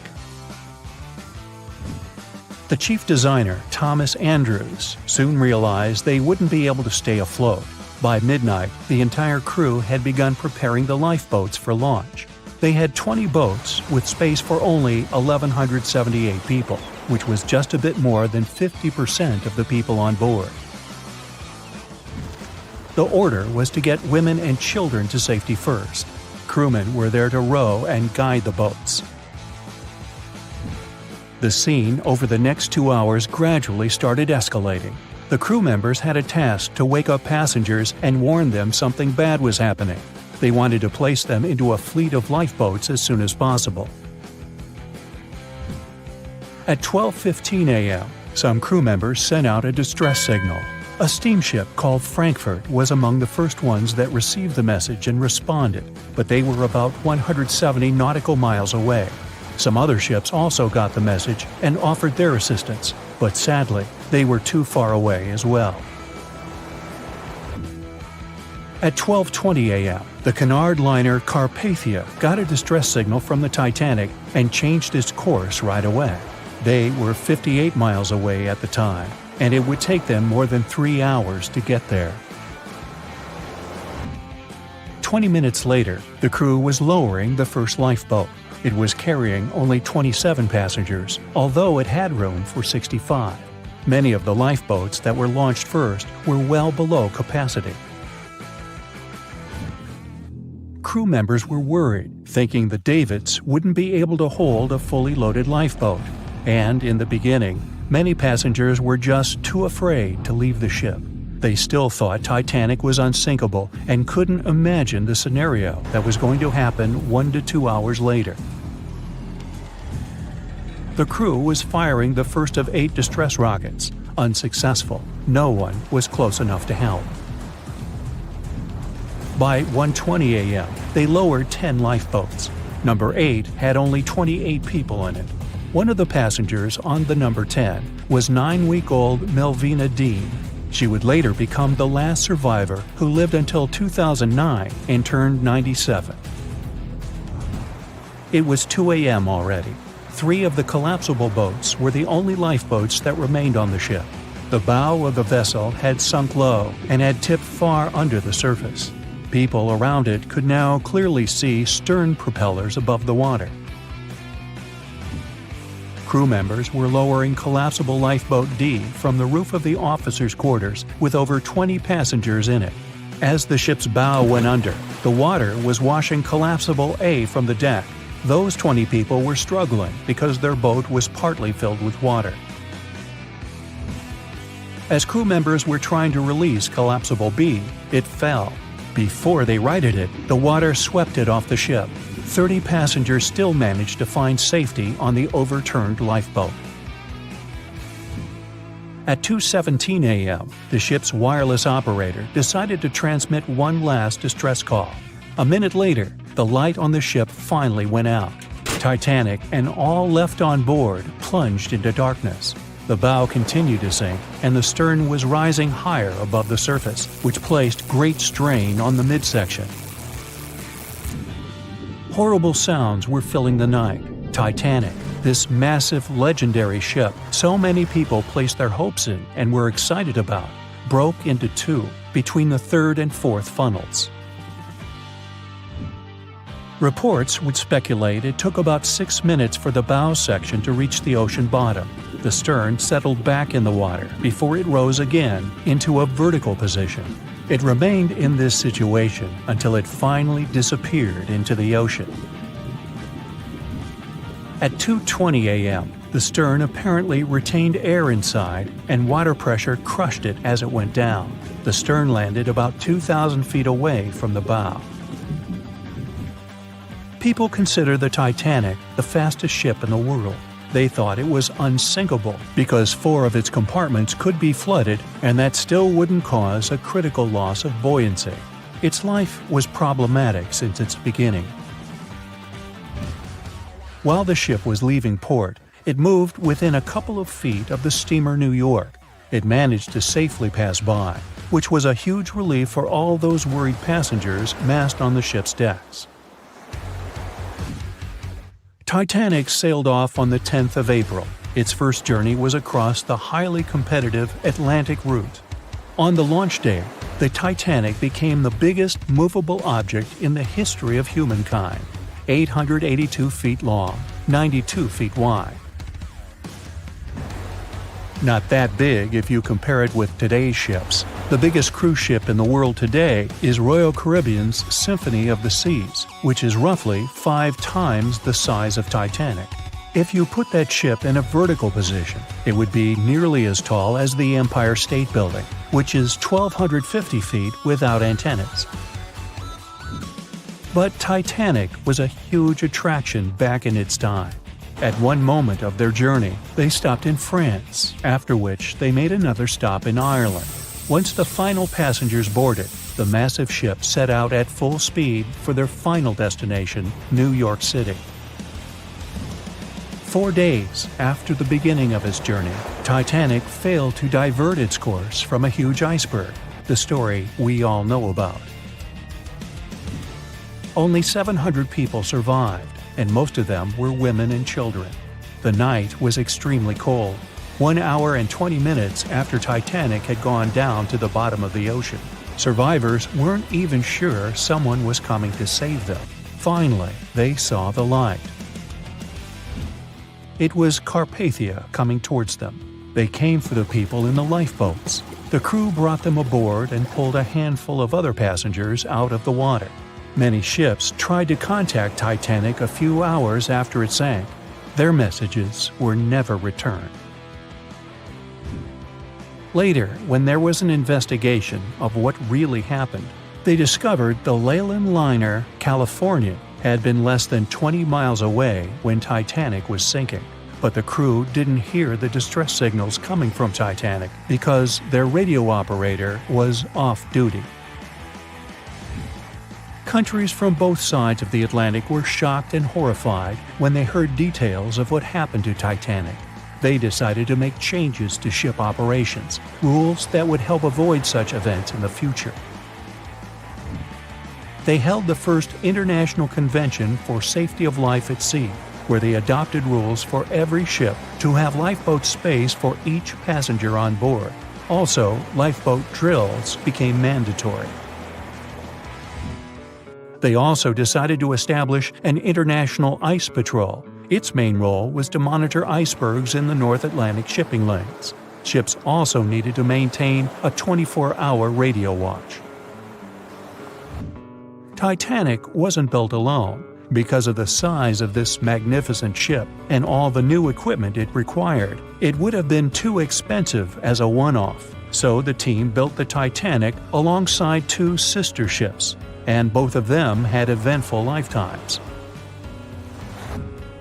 RMS Olympic came first. It was launched in 1910, and for a whole year was the biggest liner in the world. The Britannic was another sister ship that sailed for a while before it too ended down on the ocean bottom. But only Titanic became a legend and one of the most fascinating stories of modern history. The year was 1854, and the SS Arctic, the fastest passenger liner of its time, set out to cross the Atlantic. As it sailed through the misty veil, it slowly disappeared into the unknown. The Collins Line, an American shipping company, was started in 1818 and only began seriously trading in the transatlantic by 1835. Its steamships crossed the Atlantic from Liverpool to New York within just 10 days. Doesn't sound like a great speed today, I know, but back then, the same thing took other ships several weeks. Light on the water with their wooden hulls, powering through with a strong steam engine, those steamships were the favorite choice for many high-profile people. What could go wrong with such an advanced ship, they thought. This reminds me of some other ship everyone believed to be unsinkable. But anyway, back to the Collins Line. It grew to be a serious contender on transatlantic routes, with only one other competitor, the Cunard's Line. It was a British company also aiming to be the main force through the Arctic Passage. In 1835, the company received a new ship that traveled to Liverpool and came back to New York with the largest cargo ever at that time. From then, the Collins Line was steadily growing. It seemed like there would only be future successes for it. Unfortunately, their lavish ships became costly to run with the amount of coal used. Massive power along with weak wooden hulls meant they needed many repairs after each voyage. So, every trip ended up being expensive. But since the ships were safe and had a great reputation, people were willing to pay the price, and the company was definitely not in crisis. They had achieved something no one had managed to do before them. Like I told you, their ships crossed the Atlantic in a whopping 10 days, and Edward Collins, the owner, was very determined to maintain the pace. Their 5 ships easily outran the Cunard's Line of only 3. With this great praise, it provided more attention. Though the Cunard's ships were slower with their iron hulls, they believed there was still profit, regardless of how slowly they sailed.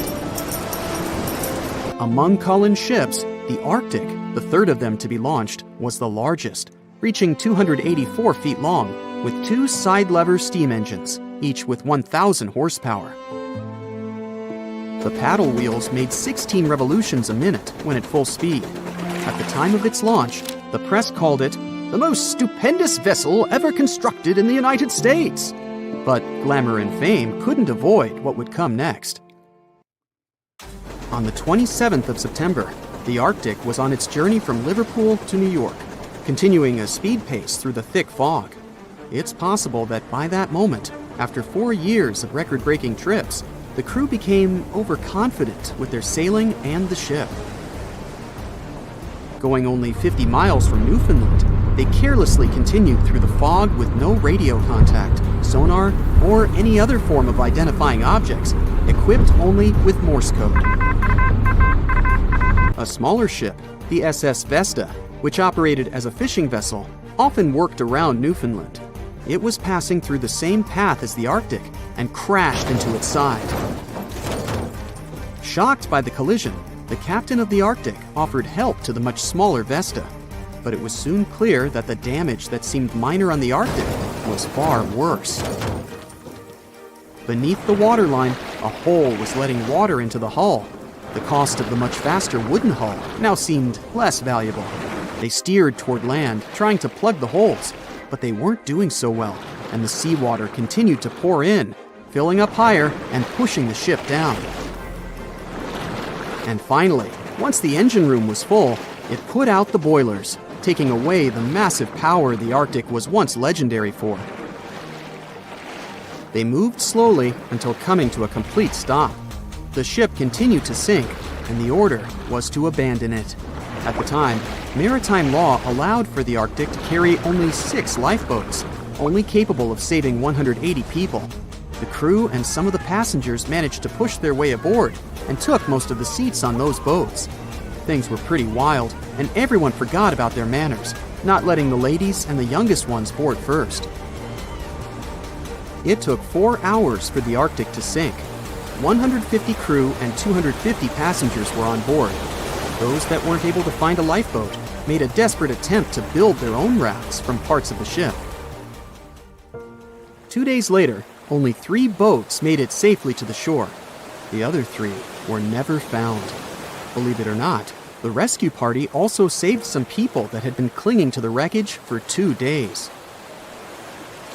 Unlike the crew, the captain went down with the Arctic, but amazingly survived. He would be only one of 85 people that made it, out of the 400 on board. When the news arrived 2 weeks later, the public responded with great sadness to the losses. Great anger soon followed towards the poor safety measures and the crew. The press published demands to change the laws for more lifeboats. It only made sense to have enough for every person on board a ship. But they ignored those requests. This neglect would lead to more disasters in the future. Enough lifeboats would only come into maritime law some 60 years later, after the disaster of the Titanic.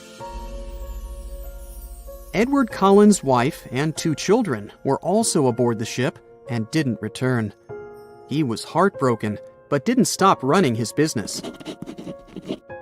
The Collins line still had a reputation to uphold, the biggest, fastest, and most luxurious on the Atlantic. Edward Collins would now build an even better ship than any other. It was named the Adriatic, and it was the largest ship in the world, 354 feet long. With 2 alternating steam engines that had never been built of this size. These steam engines at the time were at the height of engineering, though today you can only see them in models and toys. With the new addition of 2 masts, the Adriatic would also be able to sail if needed. Luckily, they made some lessons from the disaster of the Arctic. But before their new ship, the Adriatic, was built, another disaster had occurred. The sister ship of the Arctic had also sunk. They believed this second ship was desperate to stay in front of the Cunard's line and hit an iceberg somewhere during the race. This weird contest took the lives of 141 people. The desperation of Collins and his weakly built hulls pushed the company towards bankruptcy in 1858. The newly built Adriatic, costing over $1 million, had only made 1 voyage in the end. And even that voyage was considered a disaster. The ship collided with a tugboat. It still managed to finish its maiden voyage at a suitable time. After the company had gone bankrupt, they had to sell the ship for only $50,000. They removed the great giant engines, replacing them with only sails. Although it was once the greatest ship on the high seas, it was only 30 years later until it was abandoned, labeled irreparable, and anchored in a river. The other remaining ships were also sold and only used for parts. Edward Collins left the industry altogether, seeking work on dry land instead.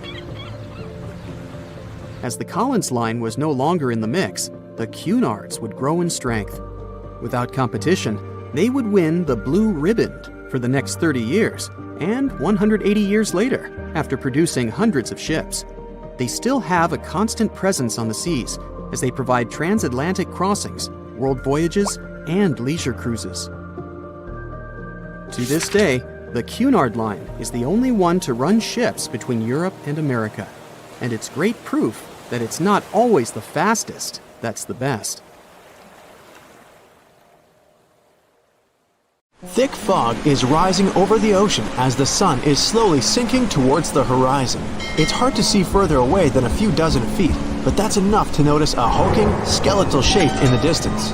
As your ship approaches the figure, your heart beats faster, and then you make out the details of another vessel, abandoned by the looks of it. Ghost ships do exist, and their mysteries aren't always solved. Take MV Hoita, for example. It was a wooden vessel built in 1931 as a luxury yacht. It had served well to various people over 20 years before it was bought by a Samoan sailor and became a merchant ship.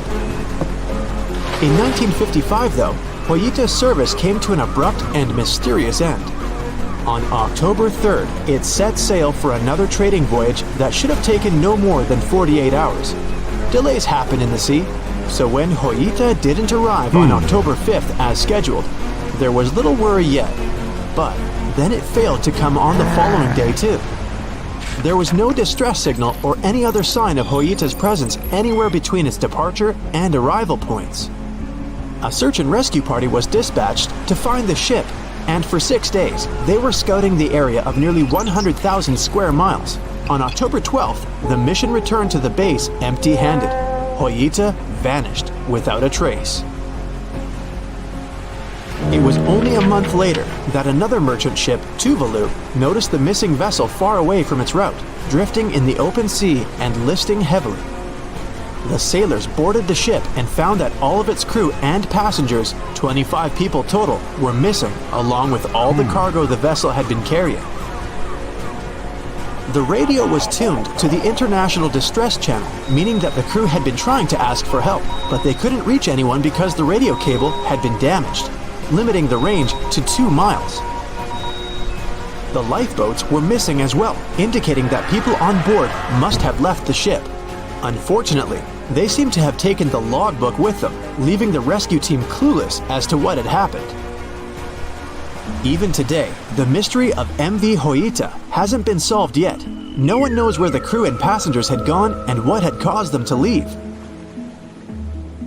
SV Carol A. Deering wasn't a ghost ship in the usual sense of the word. There were no sightings of it in the open sea. Instead, it was found on the shore, but the circumstances of it running aground are a puzzle shrouded in mystery. Carol A. Deering was built in 1919 in Maine, and it was a large vessel made for commercial voyages. Unfortunately, despite its large cost of construction, it had only served for a year before its last trip. July 19, 1920. The ship was traveling from Puerto Rico to Rio de Janeiro via Newport News to deliver a cargo of coal. It was almost halfway to the final destination when the captain fell seriously ill, and the crew turned back to drop him and his son off and replace the captain. The voyage went without incident, but when it came to Barbados in December to resupply, there were strange moods among the crew. The first mate didn't seem to be happy with the new captain. No one paid much attention to it back then, when they probably should have. The last sighting of Carol A. Deering at sea was on January 28, 1921, when a lightship noticed it off the coast of North Carolina. There was some commotion on the quarterdeck of the ship, where the crew were normally not allowed. Then, another vessel sighted it, but there was already no one on the decks. On January 31st, the merchant ship was found hard aground in the Diamond Shoals, a site notorious for numerous shipwrecks that had been occupying there for centuries. When the search and rescue party boarded the ship, they found it abandoned, the log and personal belongings of the crew gone, along with the 2 lifeboats. There is still no answer to what happened on board of Carol A. Deering that January, although the most popular version was mutiny. Maybe we'll never find out the truth though. SS Bechimo is perhaps one of the most notable ghost ships in history. This large cargo steamer was built in 1914 in Sweden and plodded its way dutifully over 16 years, trading provisions for pelts with native tribes of Alaska and Canada. But then, on October 1st, 1931, Breakup got caught in pack ice. At first, it seemed the crew would be able to wait it out and continue on their route because the ship broke free in a couple of days. But in less than a week, it became caught again, this time for good. In another week, a rescue party was sent to fetch 22 of the Breakup's crew, while another 15 remained behind to wait through the winter if necessary and get the ship back.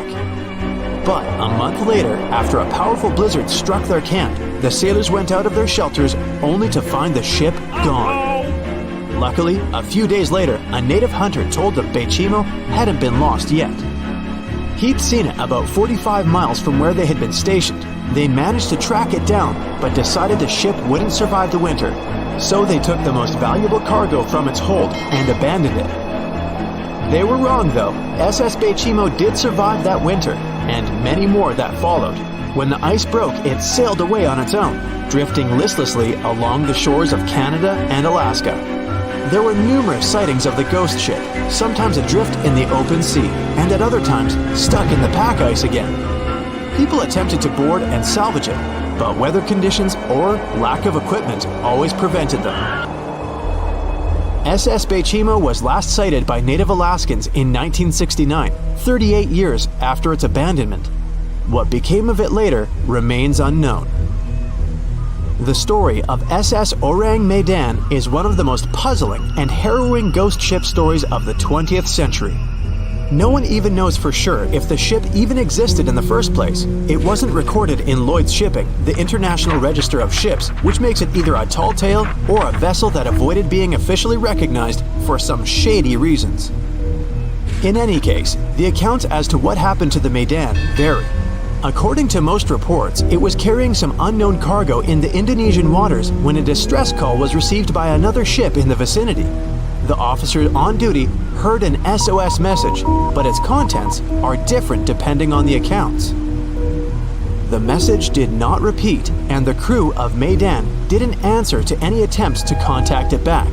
The ship that received the distress call hurried to the rescue, but they only reached the vessel the following day, when it was already drifting and slightly listing.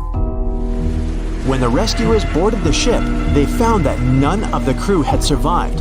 However, one lifeboat was missing, which implied that there was at least one crew member who managed to escape. What happened to the rest of the people on board remains a mystery to this day. Still, there are no hard facts about this story, so we might never find out whether SS Orang Medan was actually a ship and not a thing of fiction. SV Sabrina was a 3-mast sailing barge built in 1873 for river trade ships in South America.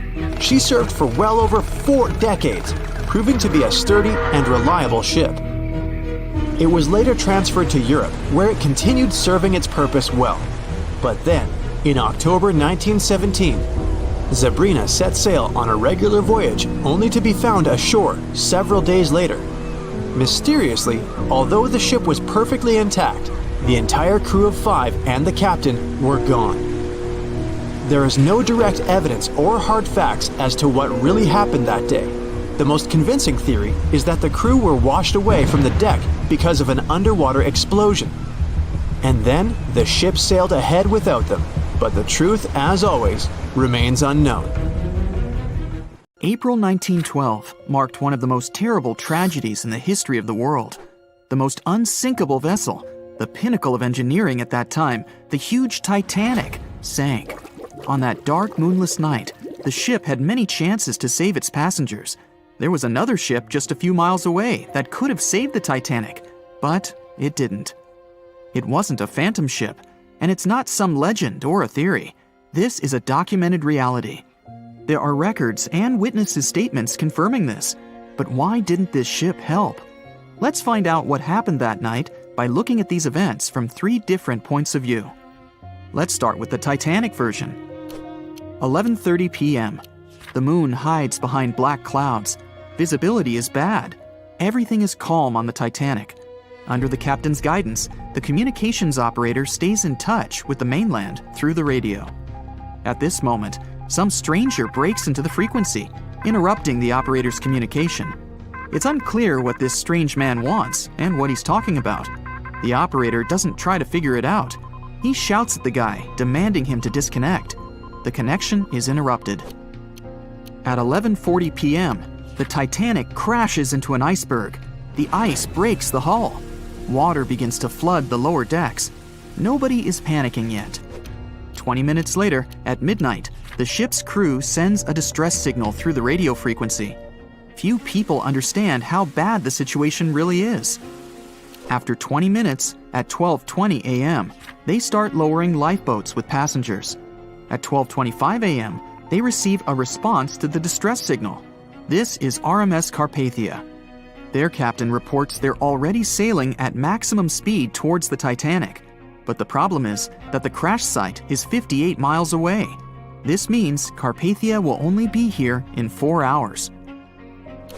At 12:45 a.m., the sinking ship's crew release rockets into the air. These flares are one of the main reasons for the terrible fate of many passengers, but more on that later. 90 minutes later, the Titanic's deck breaks and the ship dives underwater. At 4:10 a.m., the Carpathia finally arrives at the shipwreck location. The crew members make heroic efforts to save all the people. They take 705 survivors on board. At this moment, another ship appears. It's SS Californian. The Carpathia sails towards the New York coast with all the people. The Californian floats in search of passengers and finds nothing but wreckage. The ship was only a few miles away while the Titanic sank into the icy water. The Californian could have saved these people, but did nothing. Its captain, Stanley Lord, made one of the most terrible acts that a sailor can allow. He didn't help a sinking ship. When the world found out about all this, they detested Captain Lord. They couldn't bring charges against him, and the trial didn't punish him. But his career was ruined entirely, as no other ship company would hire him. Despite this, he never confessed he had been guilty. Before he passed away, the captain said it hadn't been his fault. If this was true, then what happened there? This brings us to the Californian version. It's the night of April 14th. The Californian is sailing in the cold waters of the North Atlantic. The ship gets into a section with a lot of icebergs. At 10:10 p.m., Captain Lord stops the ship. It's too dangerous to move around this area, as they can damage the hull. At 11 p.m., the ship starts drifting. It's impossible to move in such conditions with such poor visibility. The captain knows that the Titanic is coming here, so he orders the radio operator to warn the ship about the danger. Radio operator Evans turns on the receiver and tries to contact the Titanic. He spends about 30 minutes on it. The connection is finally established. At this moment, the Titanic radio operator is speaking with the mainland. Evans interrupts this conversation and tries to warn the ship about icebergs. The operator doesn't understand Evans' words. He's annoyed because Evans broke into the channel so brazenly. He shouts at Evans and cuts the connection. Tired, Evans turns off the receiver and informs his superiors about the incident. It's still a mystery how the captain reacted to this news. He probably thought the Titanic knew about the danger. He lets Evans go to bed. If Evans hadn't turned off the radio and waited 1 hour, he would have heard a distress signal from the Titanic. But you shouldn't blame him. At this point, he has no official reason to stay at the transmitter. Evans is too exhausted and can't fight drowsiness. So, Evans goes to bed. The Titanic begins to sink. Its captain sends a distress signal. The operator on board the Carpathia catches it, but the Californian doesn't, since the receiver is turned off. Captain Lord can't sleep. He feels that something is wrong. Meanwhile, the Titanic is rapidly sinking under the water. The captain gives the order to launch rockets into the air. And here is where one of the critical mistakes takes place. They release warning lights, but they are not red. The crew forgot to take red rockets on board for some reason, so they lit up the sky with a bright white light. If you need to send a distress signal, you need to release red lights. Captain Lord sees these lights, but doesn't perceive them as a cry for help. It can't be that there are no standard red rockets on such a massive ship as the Titanic. But, unfortunately, it can. Captain Lord thinks the Titanic is sailing away. Perhaps there is some unknown reason behind those white lights, but he doesn't really know. So, Captain Lord has no idea that the Titanic is sinking. He still decides to contact the ship, but this time, not through radio communication. Captain Lord doesn't wake up the radio operator and sends a signal to the Titanic through a signal lamp. It's important to understand that many old-school captains didn't take radio communication seriously. They didn't understand the value of this technology. That's why Captain Lord doesn't wake up Evans. He sends light signals, but the Titanic doesn't respond. Many survivors later mentioned seeing the flashing lights of the Californian, but there was nothing they could have done. The ship's crew doesn't hear their cries for help. At 2:20 a.m., the Titanic completely goes underwater. A little more than 2 hours later, radio operator Evans wakes up and turns the transmitter on. He hears many rescuers talking about the sunken ship. Evans understands everything. He reports this to the captain. At that moment, the Californian immediately heads to the wreck site. They meet Carpathia there. With the survivors on board, it sails towards New York. The Californian stays sailing and looking for people. They find nothing but wreckage. The Californian returns to the mainland. The news about the ship that could have saved the Titanic is spreading all over the country. The trial begins. Captain Stanley Lord and the crew tell their version. They say their ship had been standing still. Many people don't believe them, and some of the surviving passengers claim to have seen the Californian sailing by.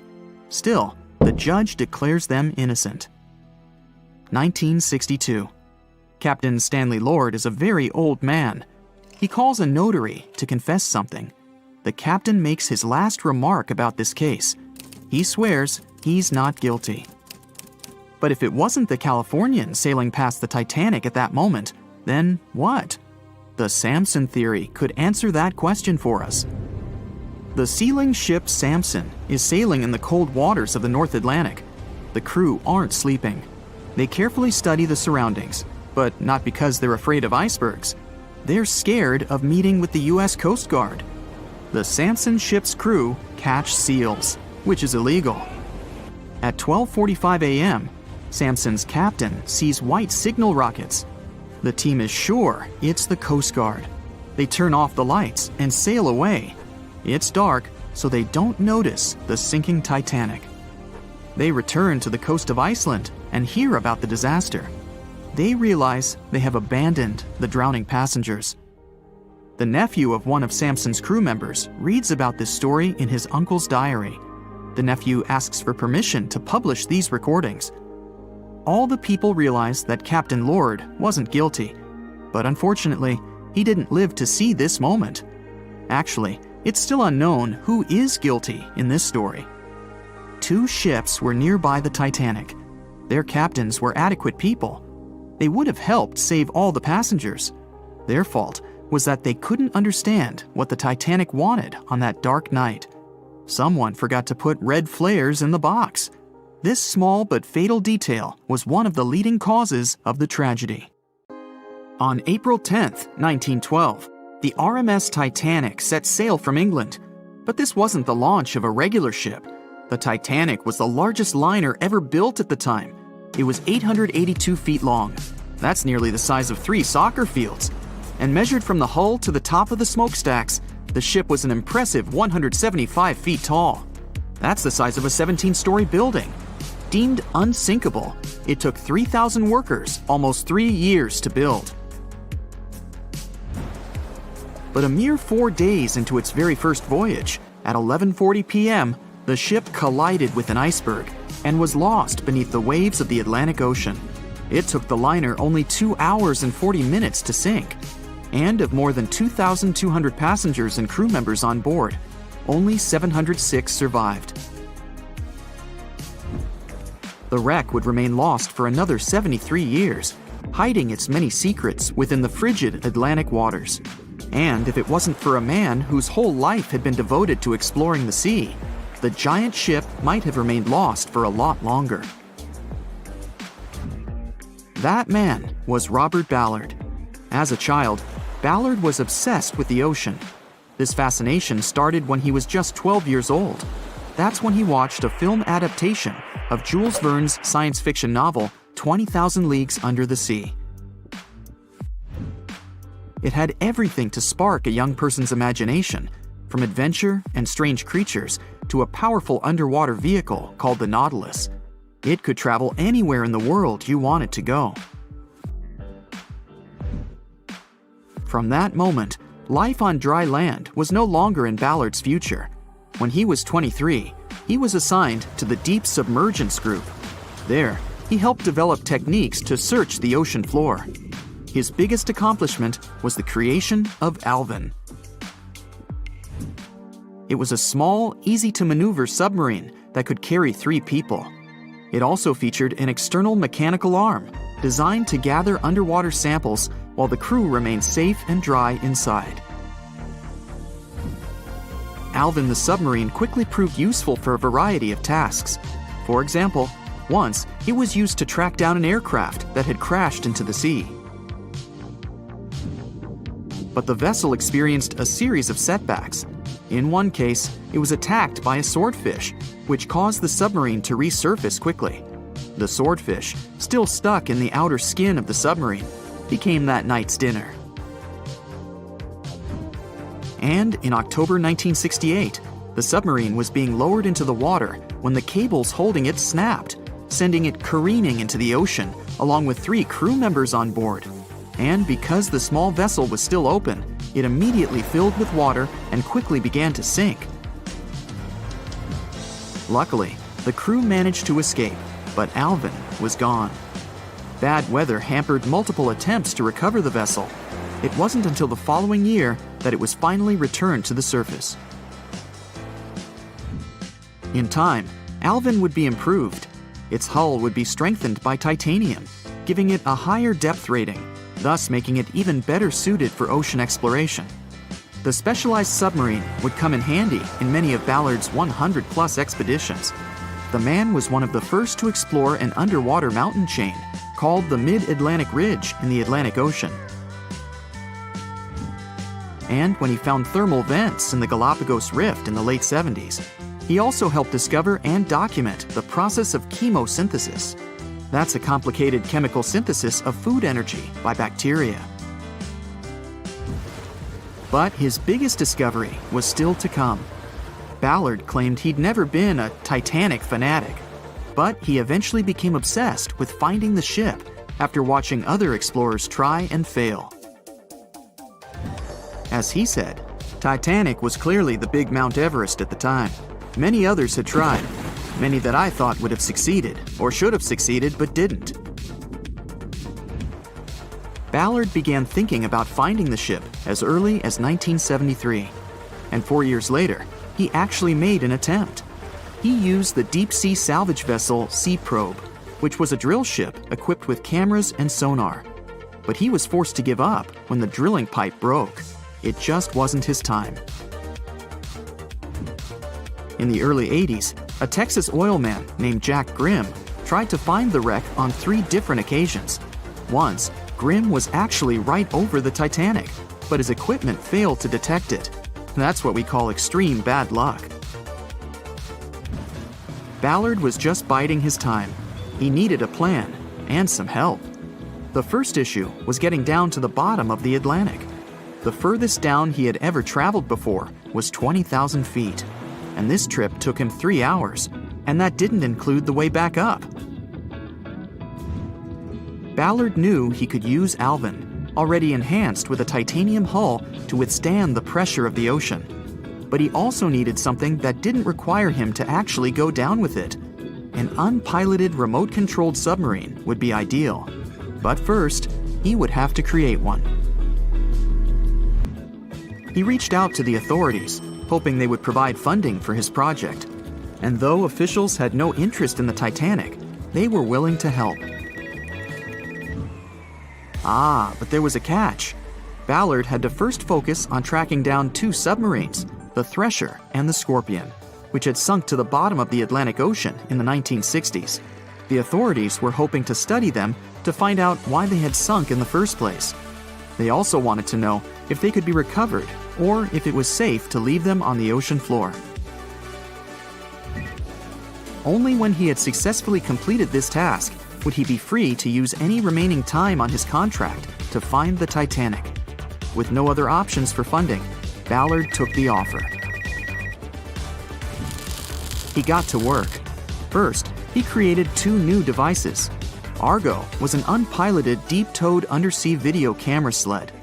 It was designed to take photos and record videos from a series of cameras mounted on it. It could work at depths of up to 20,000 feet, and it could also explore nearly 98% of the ocean floor. Argo was supposed to be tethered to a boat. As the boat moved, Argo would be pulled behind, floating just above the ocean floor. The camera would then transmit images to the surface. The second device was a small robotic vehicle called Jason Jr. It was also controlled remotely, which allowed the crew inside a submarine, like Alvin, to get closer to and photograph underwater objects. Ballard was now ready. He knew he had to find those submarines quickly, and it didn't take him long. Much to his relief, the search was relatively simple, and he was able to fulfill his obligations with 12 days to spare. With almost 2 weeks to devote to finding the Titanic, he set out to explore the ocean. He focused the search close to Newfoundland, Canada, pulling Argo along the ocean floor and reviewing the images it collected. And after a few days of nothing, they eventually found riveted hull plates and a boiler. Could this be it? The next day, a ship's large bow was revealed. On September 1st, 1985, Ballard and his fellow crew members realized they had finally found the infamous ship. The discovery resulted in a mix of emotions. Ballard was excited to be the first to find the Titanic's final resting place, but he was also overwhelmed by the sense of grief for those who had suffered when the ship had gone down. Over the next 4 days, the crew explored the wreck. They found the crow's nest, from where the Iceberg had first been spotted. Plus, there was finally evidence of how the massive ship had split in 2 before sinking, with both halves of the ship found. There was furniture and dinnerware, and sadly, several leather shoes of those who hadn't made it to safety were scattered about the ocean floor. Ballard succeeded where others had failed and became an instant celebrity around the world. You'd think that locating the Titanic would be enough for one man, but not for Ballard. In 2019, he took on the challenge of solving another mystery, the disappearance of Amelia Earhart. Earhart had attempted to be the first woman to fly around the world. Unfortunately, she disappeared somewhere over the Pacific Ocean in 1937. She and her plane were never found. Ballard hoped that his luck with the Titanic would help with finding where Earhart had gone down, but his expedition failed to find anything. And though Robert Ballard has found more shipwrecks than anybody else, it's only the tip of the iceberg. It's estimated that there are over 3 million shipwrecks in the ocean, and Ballard has only located 100 of them.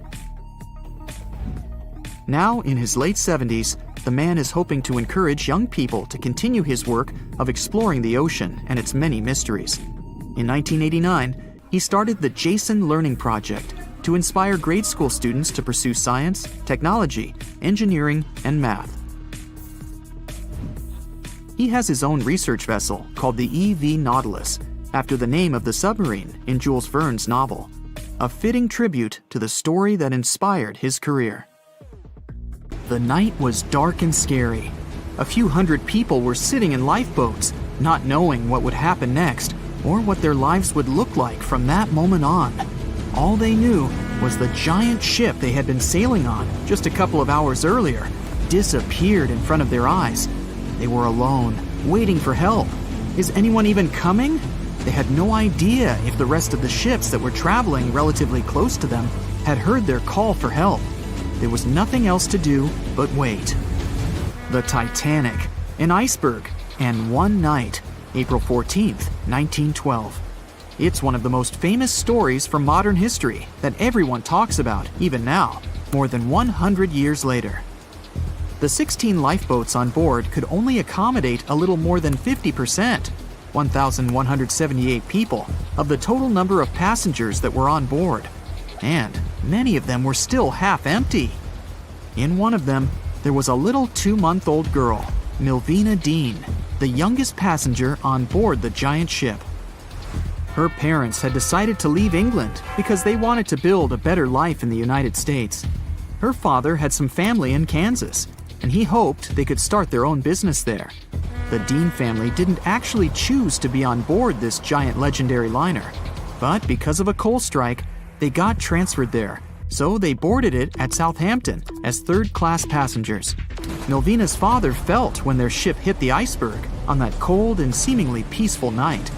He immediately went up to investigate. When he saw that people were panicking and that the crew members were giving warnings on the actual danger of the situation, he rushed to their cabin to find his wife. He told her to dress the children and quickly go up on deck. The crew members gave the order to get the lifeboats ready and start transferring women and children there first. It was a chance for at least some family members to get to safety. Milvina, her mother, and her brother got in Lifeboat 10. They were among the first off the liner out of the 706 crew members and passengers who managed to escape the sinking ship. Later, the liner called Carpathia heard their call for help, came for the passengers, and took them to New York. Her father, unfortunately, stayed behind them and didn't manage to save himself. Milvina grew up in Ashurst, England, which wasn't far from where she set sail on the ship. She spent her life working as a secretary and an assistant in small businesses in Southampton. She never married. Milvina always used to say she never spoke about the whole Titanic thing because she remembered nothing about it, so she didn't want people to think she was just drawing attention to herself. But in 1985, a French-American team got together and located the wreck of the Titanic. It was around 370 miles east of Mistaken Point, Newfoundland, in water that was more than 2 miles deep. That's when they confirmed the ship split in two. For decades, people believed the ship sank in one piece. They thought the only significant damage was the damage the hull got from its contact with the iceberg. In reality, it broke in half, right between its third and fourth funnels. It happened shortly before the ship disappeared under the surface of the water, and the whole thing, starting from the moment when they hit the iceberg, lasted around 2 hours and 40 minutes. People didn't pay that much attention to the Titanic until this team of researchers found the wreck. In the last year of her life, she sold some of her family's possessions at auction to pay for her stay in a nursing home. The items she sold also included a suitcase filled with clothes that her family got when they arrived in the US, and compensation letters her mom got from the Titanic Relief Fund. The compensation letters outlined the financial aid that certain passengers received who had survived the loss of their loved ones. She lived until the age of 97 when she caught pneumonia. She was the youngest of the 705 people that survived the whole event. The Titanic was the world's largest ship. Since it was so big, some thought the vessel should have had 4 exhaust stacks. But Thomas Andrews, the man who designed the ship, believed that only 3 were necessary. So, the Titanic basically had one purely decorative stack. 2,200 people were on board when the ship sank. There were 908 crew members, and the maximum number of passengers on board, which was 3,500. As you probably saw in the movie, there were different classes of passengers. The estimated overall wealth of those in first class was about $500 million, and researchers estimated $6 million worth of things went down to the ocean bottom, together with the ship. In first class, this liner was a place of luxury. It had 4 restaurants, 2 libraries, 2 barber shops, reading rooms, and a photographic darkroom on board. There was also a heated swimming pool, but only first-class passengers could use it, at a price of 1 shilling a time. The ship also had Turkish baths and electric baths, and passengers could use each for 4 shillings at a time. The cost to build this massive giant was $7.5 million, but that was back in 1912. Today, it would be about $200 million. First-class tickets cost $2,560 at the time, which is today's equivalent of $61,000. What would you get in these expensive cabins? A sitting room, 2 bedrooms, 2 wardrobe rooms, and a bathroom. Would you pay that much for those luxuries? Teams of researchers still haven't explored many areas on the Titanic. It's still very, very hard to access them with underwater vehicles. There was a lifeboat drill scheduled for the same day the Titanic sank, but it was called off for some reason. The crew had done just one lifeboat drill, and that was when the ship was still docked. But even if the crew members had been properly trained and each lifeboat had been filled, the capacity was still not enough to save each and every passenger. The Titanic was the biggest movable object in the world at that time. On May 31st, 1911, its immense hull made its way down the slipways and ended up in the River Lagan in Belfast. Over 100,000 people were there to see the launch, which took just a little more than a minute and went off without a hitch. The people who were in charge of the ship immediately towed the hull to a mammoth fitting-out dock. Thousands of workers spent most of the next year there working hard, building the decks and constructing all those luxury interiors that gave the Titanic its specific look. They were also installing the 29 giant boilers that would power the ship's 2 main steam engines. All that to get the title Unsinkable. The ship had more than just one fatal flaw. You may have heard of one of its design flaws. The airtight bulkheads weren't completely sealed on top. This allowed water to flow from one compartment to another, which eventually sank the liner. And Titanic had more flaws. High sulfur content, cold temperatures, and high speeds largely affected the steel of the vessel's hull and the iron of its rivets. The steel here shattered, while the rivets popped out relatively easily. This was the reason the Titanic sunk 24 times faster than we'd expect. There are many theories about what really led to the sinking of such a giant. And one says a full moon from a couple of months before could be one of the reasons. It may have created very strong tides that sent a flotilla of icebergs southward. This was right in time for the Titanic's maiden voyage. Research says an optical illusion prevented the ship from getting help. One famous British historian, Tim Moulton, thought the atmosphere on the night of the sinking created specific conditions that made it very hard for the crew members to spot icebergs. They partially caused something called superrefraction. The extraordinary bending of light causes miraging, and several ships in the area recorded it. Not only did this prevent the crew from seeing the troublesome iceberg in time, but it also stopped one of the ships that could have offered help from identifying the call for help and communicating with the Titanic crew. Also, some say the ship was traveling too fast. From the start, they blamed the skipper for sailing such a big liner at such a high speed, 22 knots, through the cold and unpredictable waters of the North Atlantic, which was full of hidden icebergs.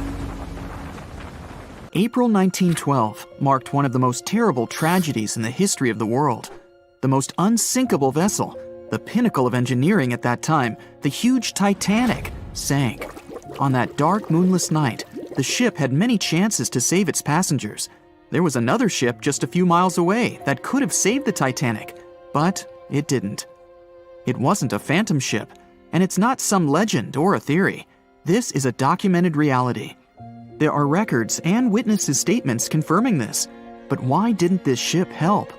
Let's find out what happened that night by looking at these events from 3 different points of view. Let's start with the Titanic version. 11:30 p.m. The moon hides behind black clouds. Visibility is bad. Everything is calm on the Titanic. Under the captain's guidance, the communications operator stays in touch with the mainland through the radio. At this moment, some stranger breaks into the frequency, interrupting the operator's communication. It's unclear what this strange man wants and what he's talking about. The operator doesn't try to figure it out. He shouts at the guy, demanding him to disconnect. The connection is interrupted. At 11:40 p.m., the Titanic crashes into an iceberg. The ice breaks the hull. Water begins to flood the lower decks. Nobody is panicking yet.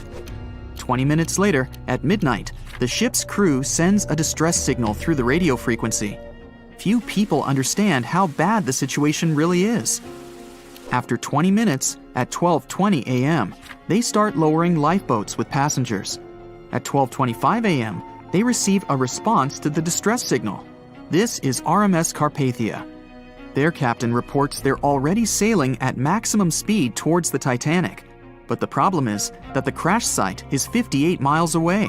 This means Carpathia will only be here in 4 hours. At 12:45 a.m., the sinking ship's crew release rockets into the air. These flares are one of the main reasons for the terrible fate of many passengers, but more on that later. 90 minutes later, the Titanic's deck breaks and the ship dives underwater. At 4:10 a.m., the Carpathia finally arrives at the shipwreck location. The crew members make heroic efforts to save all the people. They take 705 survivors on board. At this moment, another ship appears. It's SS Californian. The Carpathia sails towards the New York coast with all the people. The Californian floats in search of passengers and finds nothing but wreckage. The ship was only a few miles away while the Titanic sank into the icy water. The Californian could have saved these people, but did nothing. Its captain, Stanley Lord, made one of the most terrible acts that a sailor can allow. He didn't help a sinking ship. When the world found out about all this, they detested Captain Lord. They couldn't bring charges against him, and the trial didn't punish him. But his career was ruined entirely, as no other ship company would hire him. Despite this, he never confessed he had been guilty. Before he passed away, the captain said it hadn't been his fault. If this was true, then what happened there? This brings us to the Californian version. It's the night of April 14th. The Californian is sailing in the cold waters of the North Atlantic. The ship gets into a section with a lot of icebergs. At 10:10 p.m., Captain Lord stops the ship. It's too dangerous to move around this area, as they can damage the hull. At 11 p.m., the ship starts drifting. It's impossible to move in such conditions with such poor visibility. The captain knows that the Titanic is coming here, so he orders the radio operator to warn the ship about the danger. Radio operator Evans turns on the receiver and tries to contact the Titanic. He spends about 30 minutes on it. The connection is finally established. At this moment, the Titanic radio operator is speaking with the mainland. Evans interrupts this conversation and tries to warn the ship about icebergs.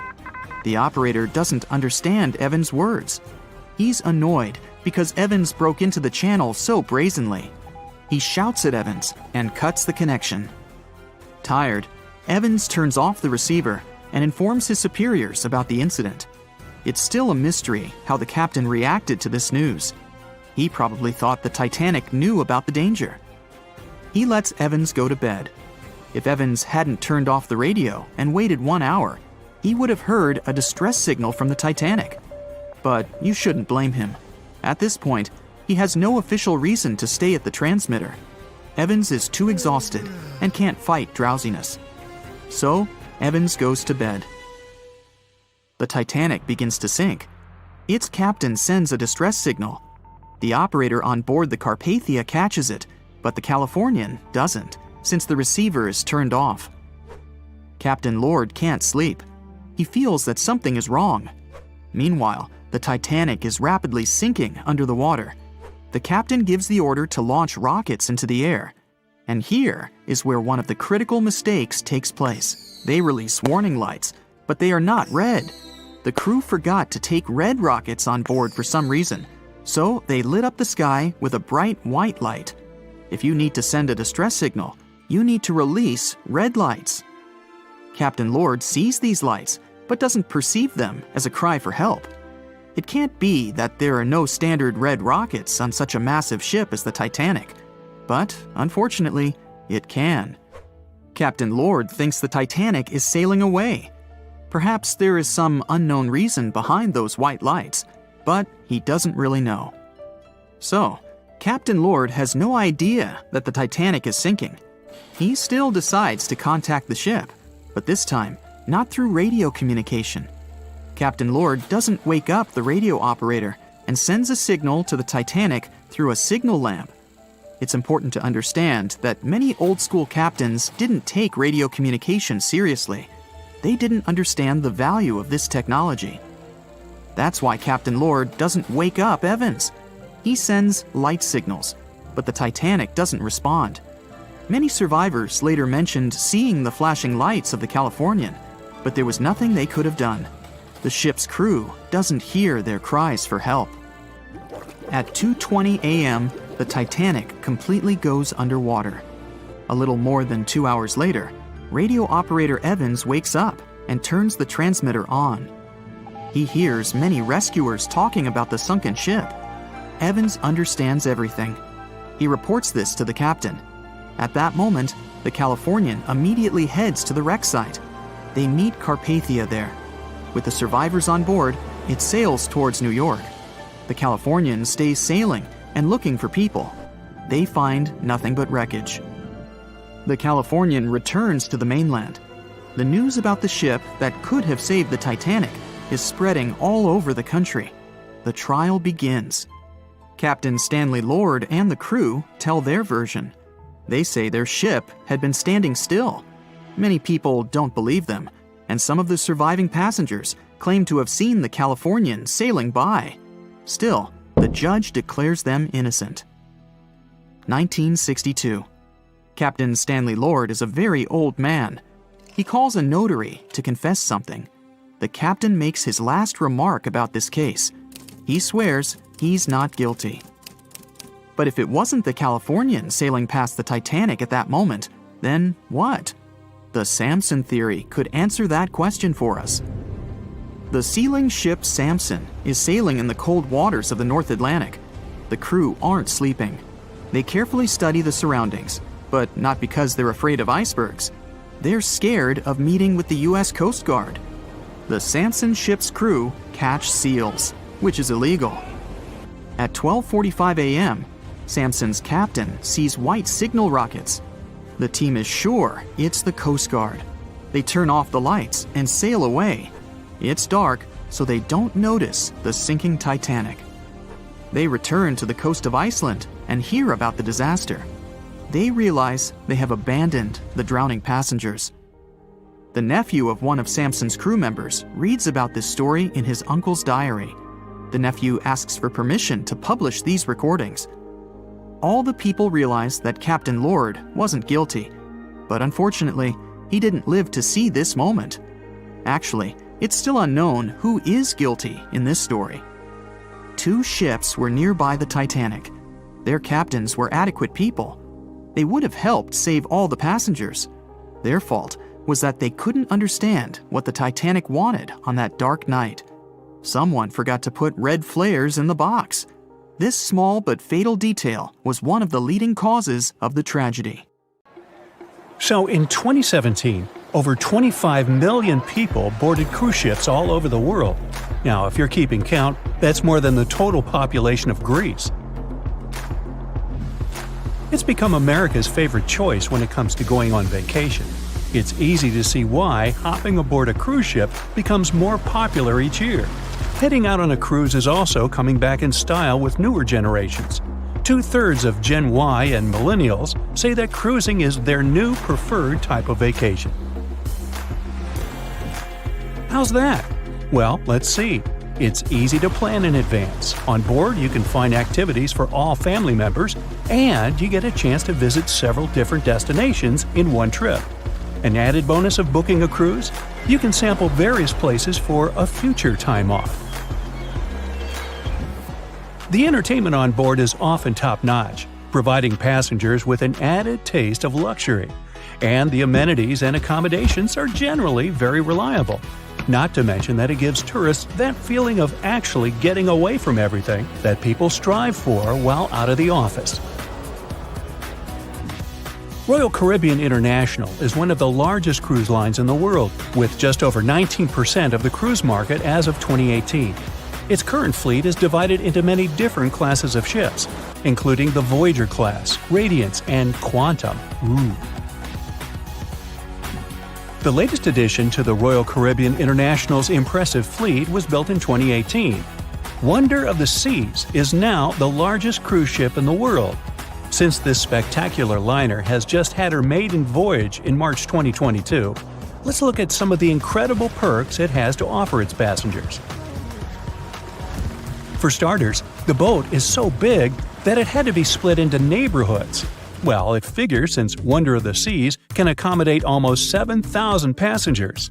Fond of New York? Well, no worries. Wonder of the Seas has a central park of its own, with an estimated 10,000 plants to check out. The ship's Central Park is a feature of all Oasis-class ships, being one of the so-called neighborhoods. Let's look at some other areas, shall we? Like this boardwalk, a place that includes an arcade, a candy store, and a sports bar. It's best suited for long walks. There's a pool and sports zone on Wonder of the Sea. These areas feature the ship's numerous pools and hot tubs. There are many activities to check out on the sports court. Then there's the Royal Promenade, or Promenade if you prefer. That's the main road on Wonder of the Seas, with bars, lounges, and places to grab a cup of coffee, or a luxurious latte. The entertainment neighborhood is the focal point for leisure activities on the ship. Here, guests can find a comedy club, an ice skating rink, and even a theater. The spa and fitness area is a tranquil zone with a huge array of treatments available. The fitness center is free of charge, by the way, so there's no excuse for guests to skip a leg day. An extra 8th zone was added to Wonder of the Seas. It's called the Suite Neighborhood. This is an exclusive area designed for guests staying in the suites. Oh, now I get it. It's located at the top of the ship. Guests here have designated staff members called Royal Genies. Yeah, if you rub a lamp in your suite, they appear. Nah, not really. The genies are similar to butlers. They can cater to just a few cabins. Of course, the cruise line wants to divert other guests from asking these crew members various questions and taking their time. That's why the genies don't wear name tags in public areas. As for its itinerary, Wonder of the Seas was initially supposed to be homeported in China, but Royal Caribbean decided to move the liner to the United States. In March 2022, the ship started its journey with 7-night Eastern and Western Caribbean itineraries. In May 2022, Wonder of the Seas is scheduled for a trip to Europe, with Western Mediterranean cruises from Barcelona and Rome planned for its guests. Passengers will also be able to visit Palma de Mallorca, Spain, and Capri, Italy. When the summer season is over, Wonder of the Seas is scheduled to return to Florida to offer year-round sailing starting November 2022. And by the way, there is no truth to the rumor that a special cruise only for highly allergic and hay fever sufferers will be called the Wonder of the Sneeze. Nope, not at all. Now, it's hard to imagine a ship so massive that can accommodate so many amenities on board. For example, the Titanic was the largest ship of its time, measuring 882 feet in length. And Wonder of the Seas is not only 1,188 feet long, it's also 36% taller and 34% wider. Speaking of lifeboats, which I am about to, Titanic had a mere 20 lifeboats on board, which was tragically not enough to fit all the passengers after the ship hit the iceberg. But Wonder of the Seas has an even smaller number of lifeboats, 18 to be precise. Sounds weird and dangerous? Well, not really, given that each of these lifeboats can accommodate up to 370 people. It means that all the passengers and crew members, an estimated 8,000 people if fully booked, are going to be safe in case of an emergency. If we could somehow have a race between the two ships, well, Titanic was in fact the faster ship out of the two, beating Wonder of the Seas by 1 knot per hour. Cruise ship passengers today are more interested in the experience rather than the speed of the boat itself. That's why how fast a ship can travel is not an extremely important aspect nowadays. In terms of costs, Titanic cost around $7.5 million at the time of its construction. It's the equivalent of about $200 million today. How about Wonder of the Seas? Well, it cost a staggering $1.35 billion to build, making it 6 times more expensive than the Titanic. How about we compare ticket prices? Well, in this case, the least expensive ticket on Titanic was £7. It's about $1,000 today.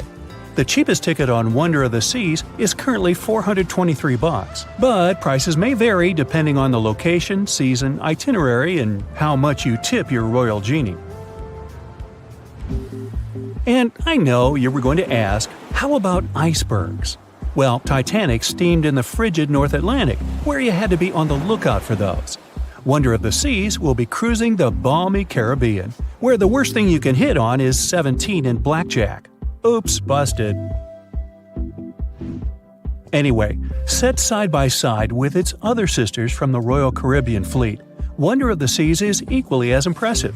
The company's earliest ships could host about 2,500 people. This included passengers and the staff. Such ships were Splendor of the Seas, Legends of the Seas, and the smallest of them all, Thumbelina of the Seas. No, wait, that should be Empress of the Seas. Oops, my bad. The largest ships in the company's fleet can now house about 9,000 people altogether. That's almost 3 times the size and capacity of the earlier liners. Wonder of the Seas is one of them, as well as Harmony of the Seas and Symphony of the Seas. Are you seeing a pattern here? Yep, if you ever encounter a ship with Of the Seas in its name, it's safe to assume it belongs to Royal Caribbean. But if it's a can of tuna, it might actually be Chicken of the Sea. Hey, I like tuna. Now, choosing between cruise ships based on their size is like wondering if you should visit your local museum or the Louvre in Paris. It all depends on your preferences. Some families prefer small settings. Others are fan of large spaces that can provide everything they need. Historically, it's equally as exciting how far we've come in terms of maritime transportation. The SS Royal William, for example, was the first boat to ever make a transatlantic voyage almost entirely steam-powered in 1833. And it was a mere 160 feet long and could house roughly 155 passengers. And if the seas were calm, then they were housed less roughly. Similarly, the first modern megaship in the world was the MS Sovereign of the Seas. Launched in 1987, it was only 888 feet long and could carry a little under 3,000 passengers. Size and capacity are not the single improvements added to newer cruise ships out there. Recent technological developments in artificial intelligence and facial recognition have allowed cruise operators to ensure faster, smoother boarding for passengers. If, in the past, it took from 60 to 90 minutes for all passengers to board a ship, nowadays, cruise ship operators manage to get people comfortably settled in less than 15 minutes. Now, I'm sure you're already eager to book a ticket, but let's look into some of the more interesting activities you can try on board Wonder of the Seas. This way, you'll know what you're getting yourself into. All Royal Caribbean ships have loads of artworks available for their guests to enjoy. But Wonder of the Seas goes above and beyond, even featuring statues of astronauts in key locations around the ship. You'll find the first astronaut looking through the glass at the promenade, while a second one is busy rock climbing at the boardwalk. The third and last astronaut is more of a movie fan. This statue can be found near the movie screen sitting area. Going astronaut sightseeing is proving to be quite the experience among guests. In the areas with no access to sunlight, Wonder of the Seas features virtual balconies. In case of bad weather, guests can still have a feeling of the outdoors, but without having to hide from wind or rain. Teenagers have a place of their own reserved on the ship. There's a special club with a private hot tub, selfie area, games, and comfortable seating. The inside part of this club features a vending machine, an interesting collection of literature, and tables for foosball. Well, sign me up. Meet Arthur John Priest. No, he isn't famous for being a painter or for discovering some long-lost treasure. He didn't invent some cool gadget or break any world records. No, Arthur John Priest is famous simply for being unsinkable, proving one can be both lucky and unlucky at the same time. Priest was involved in, and survived, several mishaps at sea, including the fateful maiden voyage of the Titanic. Priest was not a rich man interested in sailing for pleasure. He was part of the working class, employed as a stoker or fireman, stuck for hours within the hot bowels of large steam-powered vessels. His job was dirty and difficult. He was responsible for keeping the furnaces lit, feeding them coal to ensure enough steam was produced for the engines to work. He had to be careful about not overheating the system or setting fire to the whole ship. The furnaces had to be carefully watched and constantly fed. He breathed it all in a while, working and fighting with the sweat and the dirt. He would often work shirtless because of the heat and was always covered in black coal dust.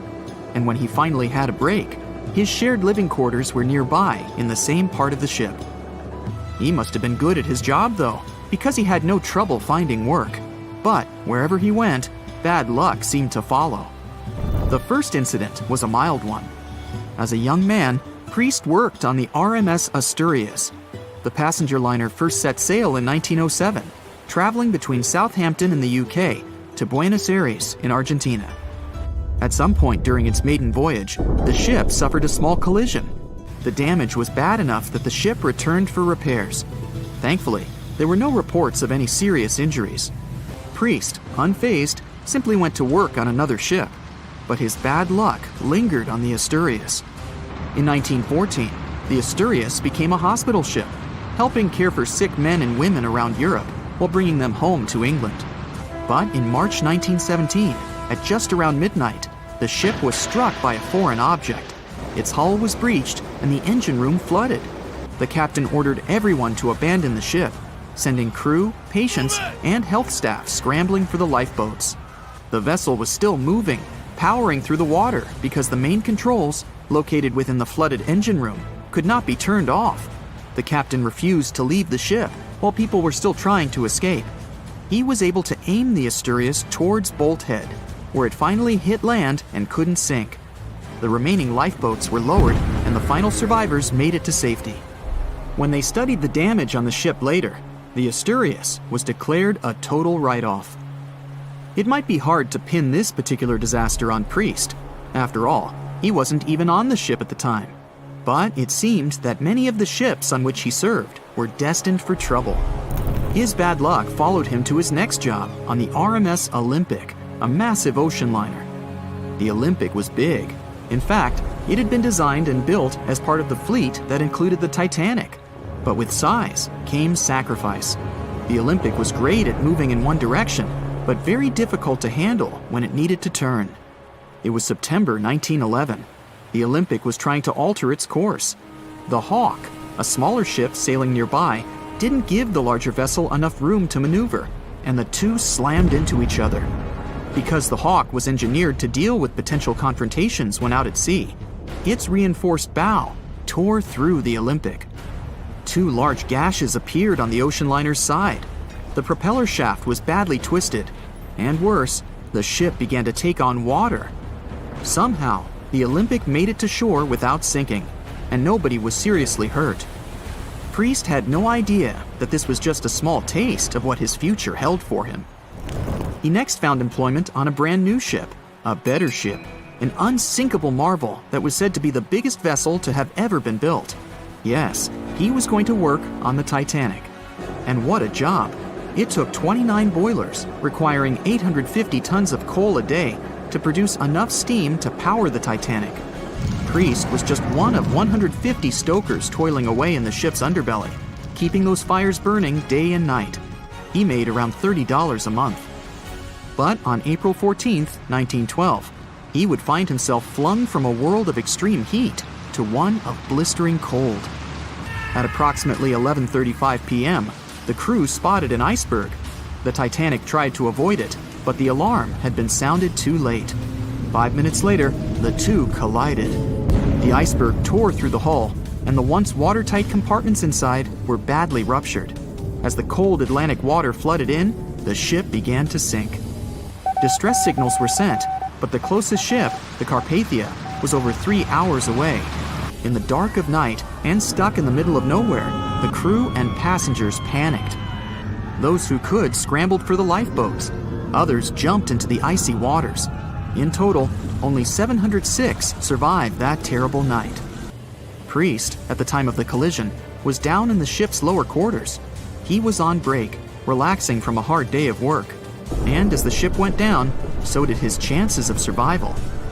He and his fellow workers were in the most dangerous position on the ship. They had to make their way through a maze of corridors and gangways, some of which were flooded, in a mad dash to the deck. And then they faced the frigid water, jumping in and desperately swimming to safety. The ocean was so cold that Priest even suffered frostbite before finding his way onto a lifeboat. He was one of only 44 stokers to survive that night. After an experience like that, most of us would never set foot on a boat again. But Priest had to work. His next job also ended in disaster. He was offered employment on the HMS Alcantara.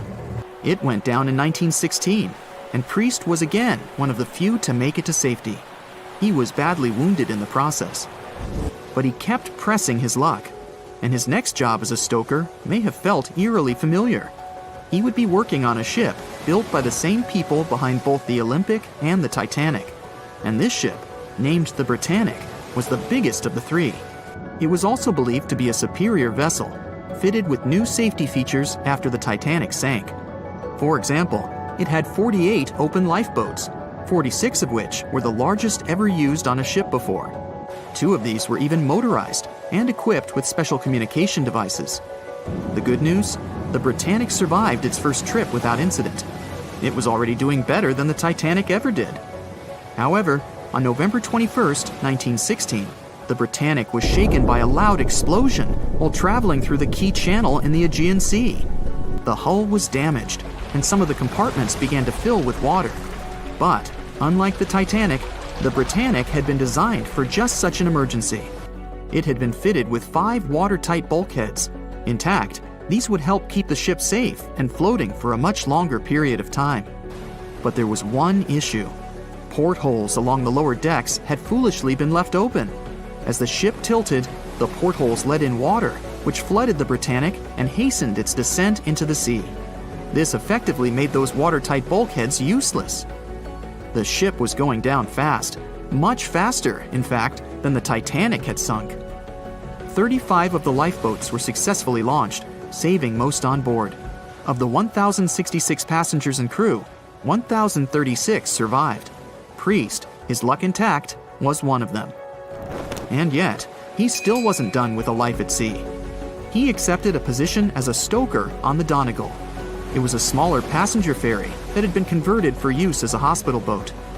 In April 1917, it was struck by a foreign object while fleeing an unsafe situation, and though he suffered from a head injury, Priest was again one of the survivors. It took experiencing 2 collisions and 4 sinkings before Priest was finally ready to retire. In fact, he reportedly said he only gave it up because no one wanted to sail with him. Can you blame them? He would live out the rest of his life on dry land in Southampton, England, with his wife Annie and their 3 sons. But Arthur John Priest would always be remembered as the unsinkable stoker. It was September 12, 1990. In those times, way before instant messaging and Zoom calls, a little girl was looking for pen pals. Zoe was aboard a ship from England to Belgium on vacation with her parents. She was only 10 years old at the time, but was a very clever schoolgirl. She took a piece of paper and started putting some words together. She introduced herself, then wrote about how she liked ballet and playing the flute and the piano. Of course, she couldn't help but mention her 2 adored pets, a little hamster she called Sparkle and her fish Speckle. She also put down the address at which she could be reached in case someone was interested in writing back to her. But alas, she was at sea. Who could she send this message to? An interesting idea came to her mind. She carefully placed her letter in a plastic bottle, tightly closed the lid to protect it from the water, and threw it into the sea. The little girl's excitement faded away over the years as she didn't receive a response. Maybe the bottle got stuck somewhere. Maybe it was swallowed by some big, scary sea creature. Or maybe the water actually poked through the plastic cap and destroyed her message. Many years later, on Christmas, A letter for Zoe was received at her parents' house under her maiden name. The postage signaled that the message was from Europe. It was from a Dutch couple, Piet and Jacqueline Leteau, who had found her delicate bottle and were very considerate to write back. They pointed out that they had found the letter among the debris thrown at the shore by the sea. Zoe's letter had been stranded for a staggering 23 years at sea and traveled for more than 350 miles to reach its final destination near Rotterdam in the Netherlands. That's quite a voyage for a small plastic bottle. A story similar to that of Zoe is the strange connection between two little boys. A little German boy named Frank Uzbek was on a boat traveling to Denmark when he got the same idea as Zoe. He was 5 years old at the time he put together a message and threw it into the unknown. The year was 1987. He got his response years later when he was 29. His letter, just like the one Zoe would send a couple of years later, had been at sea for 24 years. His message was found by a boy named Daniel Korotkin while he was on a walk with his parents on the Koronian Spit near the Baltic Sea. Daniel was lucky that his father knew enough German to translate the message. The unlikely friends eventually met via video call in 2011. Not all message-in-a-bottle stories have been explained away. In 2013, a Croatian surfer came across a damaged bottle while near the Adriatic Sea. The message it contained dated back to 1985, and it was from a man named Jonathan. The sender was eager for his letter to reach a woman named Mary, and he also expressed his keenness for her to respond. Since the letter was supposedly sent from Nova Scotia, the bottle had to have traveled a mind-boggling 3,700 miles. The message went from the Atlantic Ocean, entered the Mediterranean Sea, and reached the Adriatic shores in Croatia. The identities of neither John nor Mary were ever discovered. There are also messages in a bottle with wonderful love stories to share. This was the case for Ake and Paulina Viking. When Ake, a lonely Swedish sailor, placed a letter in a bottle and threw it in the Mediterranean Sea, he had no idea the piece of paper would eventually reach his future wife. This was in the early 1950s. The bottle was found by an Italian man who was inspired enough to give it to his niece, Paulina. After a year of back-and-forth letters being exchanged, Ake and Paulina eventually met and got married. Having decided to share their story with the world, they became somewhat of a celebrity couple for the time. They even shared video footage of their wedding with the world, and their story was featured in a bunch of newspapers. This fortunate event started a movement between young people looking for love, increasing the number of messages being thrown out at sea in search of a fairy tale ending. Not all the stories that started out like this eventually worked out, though. In 1945, an American named Frank Hayostek placed a similar message to that of Ake's in a bottle and threw it in the waters. Almost a year later, his letter was found by an Irish woman. Her name was Brenda O'Sullivan. Their years of correspondence soon caught the attention of the media at the time, but their friendship never flourished because of the added pressure. They eventually met in person when Frank traveled to Ireland, but he didn't stay for long, and they eventually got out of touch with each other. After Titanic met its strange ending, many bottles containing secret messages started to surface. Almost all of them proved to be counterfeited, apart from one letter. Years after Titanic had sunk in the icy Atlantic waters, a bottle was found on the Irish shores.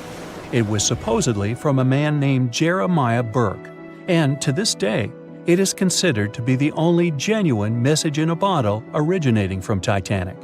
The piece of paper simply stated the sender's name and the location, the Titanic, accompanied by the word goodbye. Since the date has washed away, it's difficult to estimate whether the note was sent before or after the ship had hit the iceberg. The common understanding is, however, that since Jeremiah was looking to relocate to the U.S., he was merely sending his last symbolic regards to his family and friends back in Ireland. This simple way of meeting and sometimes corresponding with people has turned into a hobby for a man from a Canadian province named Prince Edward Island, located east of the U.S. state of Maine. This man, Harold Hackett, claims to have sent over 4,000 bottles into the Atlantic Ocean since 1996. He also claims to have received many responses from all over the world, including letters from people in Europe, like France and Germany, but also from the Bahamas or even Africa. This unlikely pastime earns him about 150 Christmas cards from his pen pals each year. To this day, he refuses to add his phone number to any of his letters. This way, he ensures that if people ever want to contact him, the only means of doing so is via a written letter. He's also studied the best times to send the messages in the water based on the direction of the winds and the currents. Now, some bottles spend a whole lifetime at sea after being cast away by their sender. It was the case for a British man that wrote a message and placed it into a bottle before throwing it in the English Channel in 1914. His name was Thomas Hughes, and he wanted to direct the message to his wife, but was polite enough to write a letter to whoever got their hands on the bottle first, asking them to redirect the piece of paper accordingly. The bottle didn't reach his wife, since it was found 85 years later on the Essex coast. The man that stumbled upon the bottle was kind enough to reach out to the family and place the message in possession of Thomas's daughter. And 85 years isn't the longest time for a small bottle to be cruising the waves. A scientist named Hunter Brown was studying currents in the North Sea when this idea came to his mind. He placed the same message in almost 2,000 bottles and requested the unlikely recipient that they write back with the location of their discovery. He thought this method would help him better understand the layout of the North Sea currents.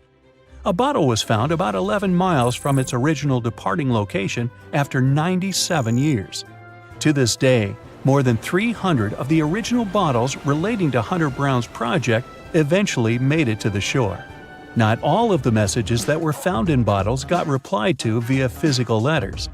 Oliver van de Walle threw a bottle containing a letter on the English coast while he was on vacation with his family.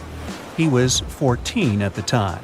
33 years later, a woman reached out on Facebook claiming she had gotten his message and tracked him down through his social media profile. At first, he hardly remembered having placed the letter in the bottle, but he eventually recounted the events, even the fact that he sealed the bottle with candle wax to make sure it was leak-proof. And then there's Christina Aguilera and her bottle. No wait, hers is about a genie in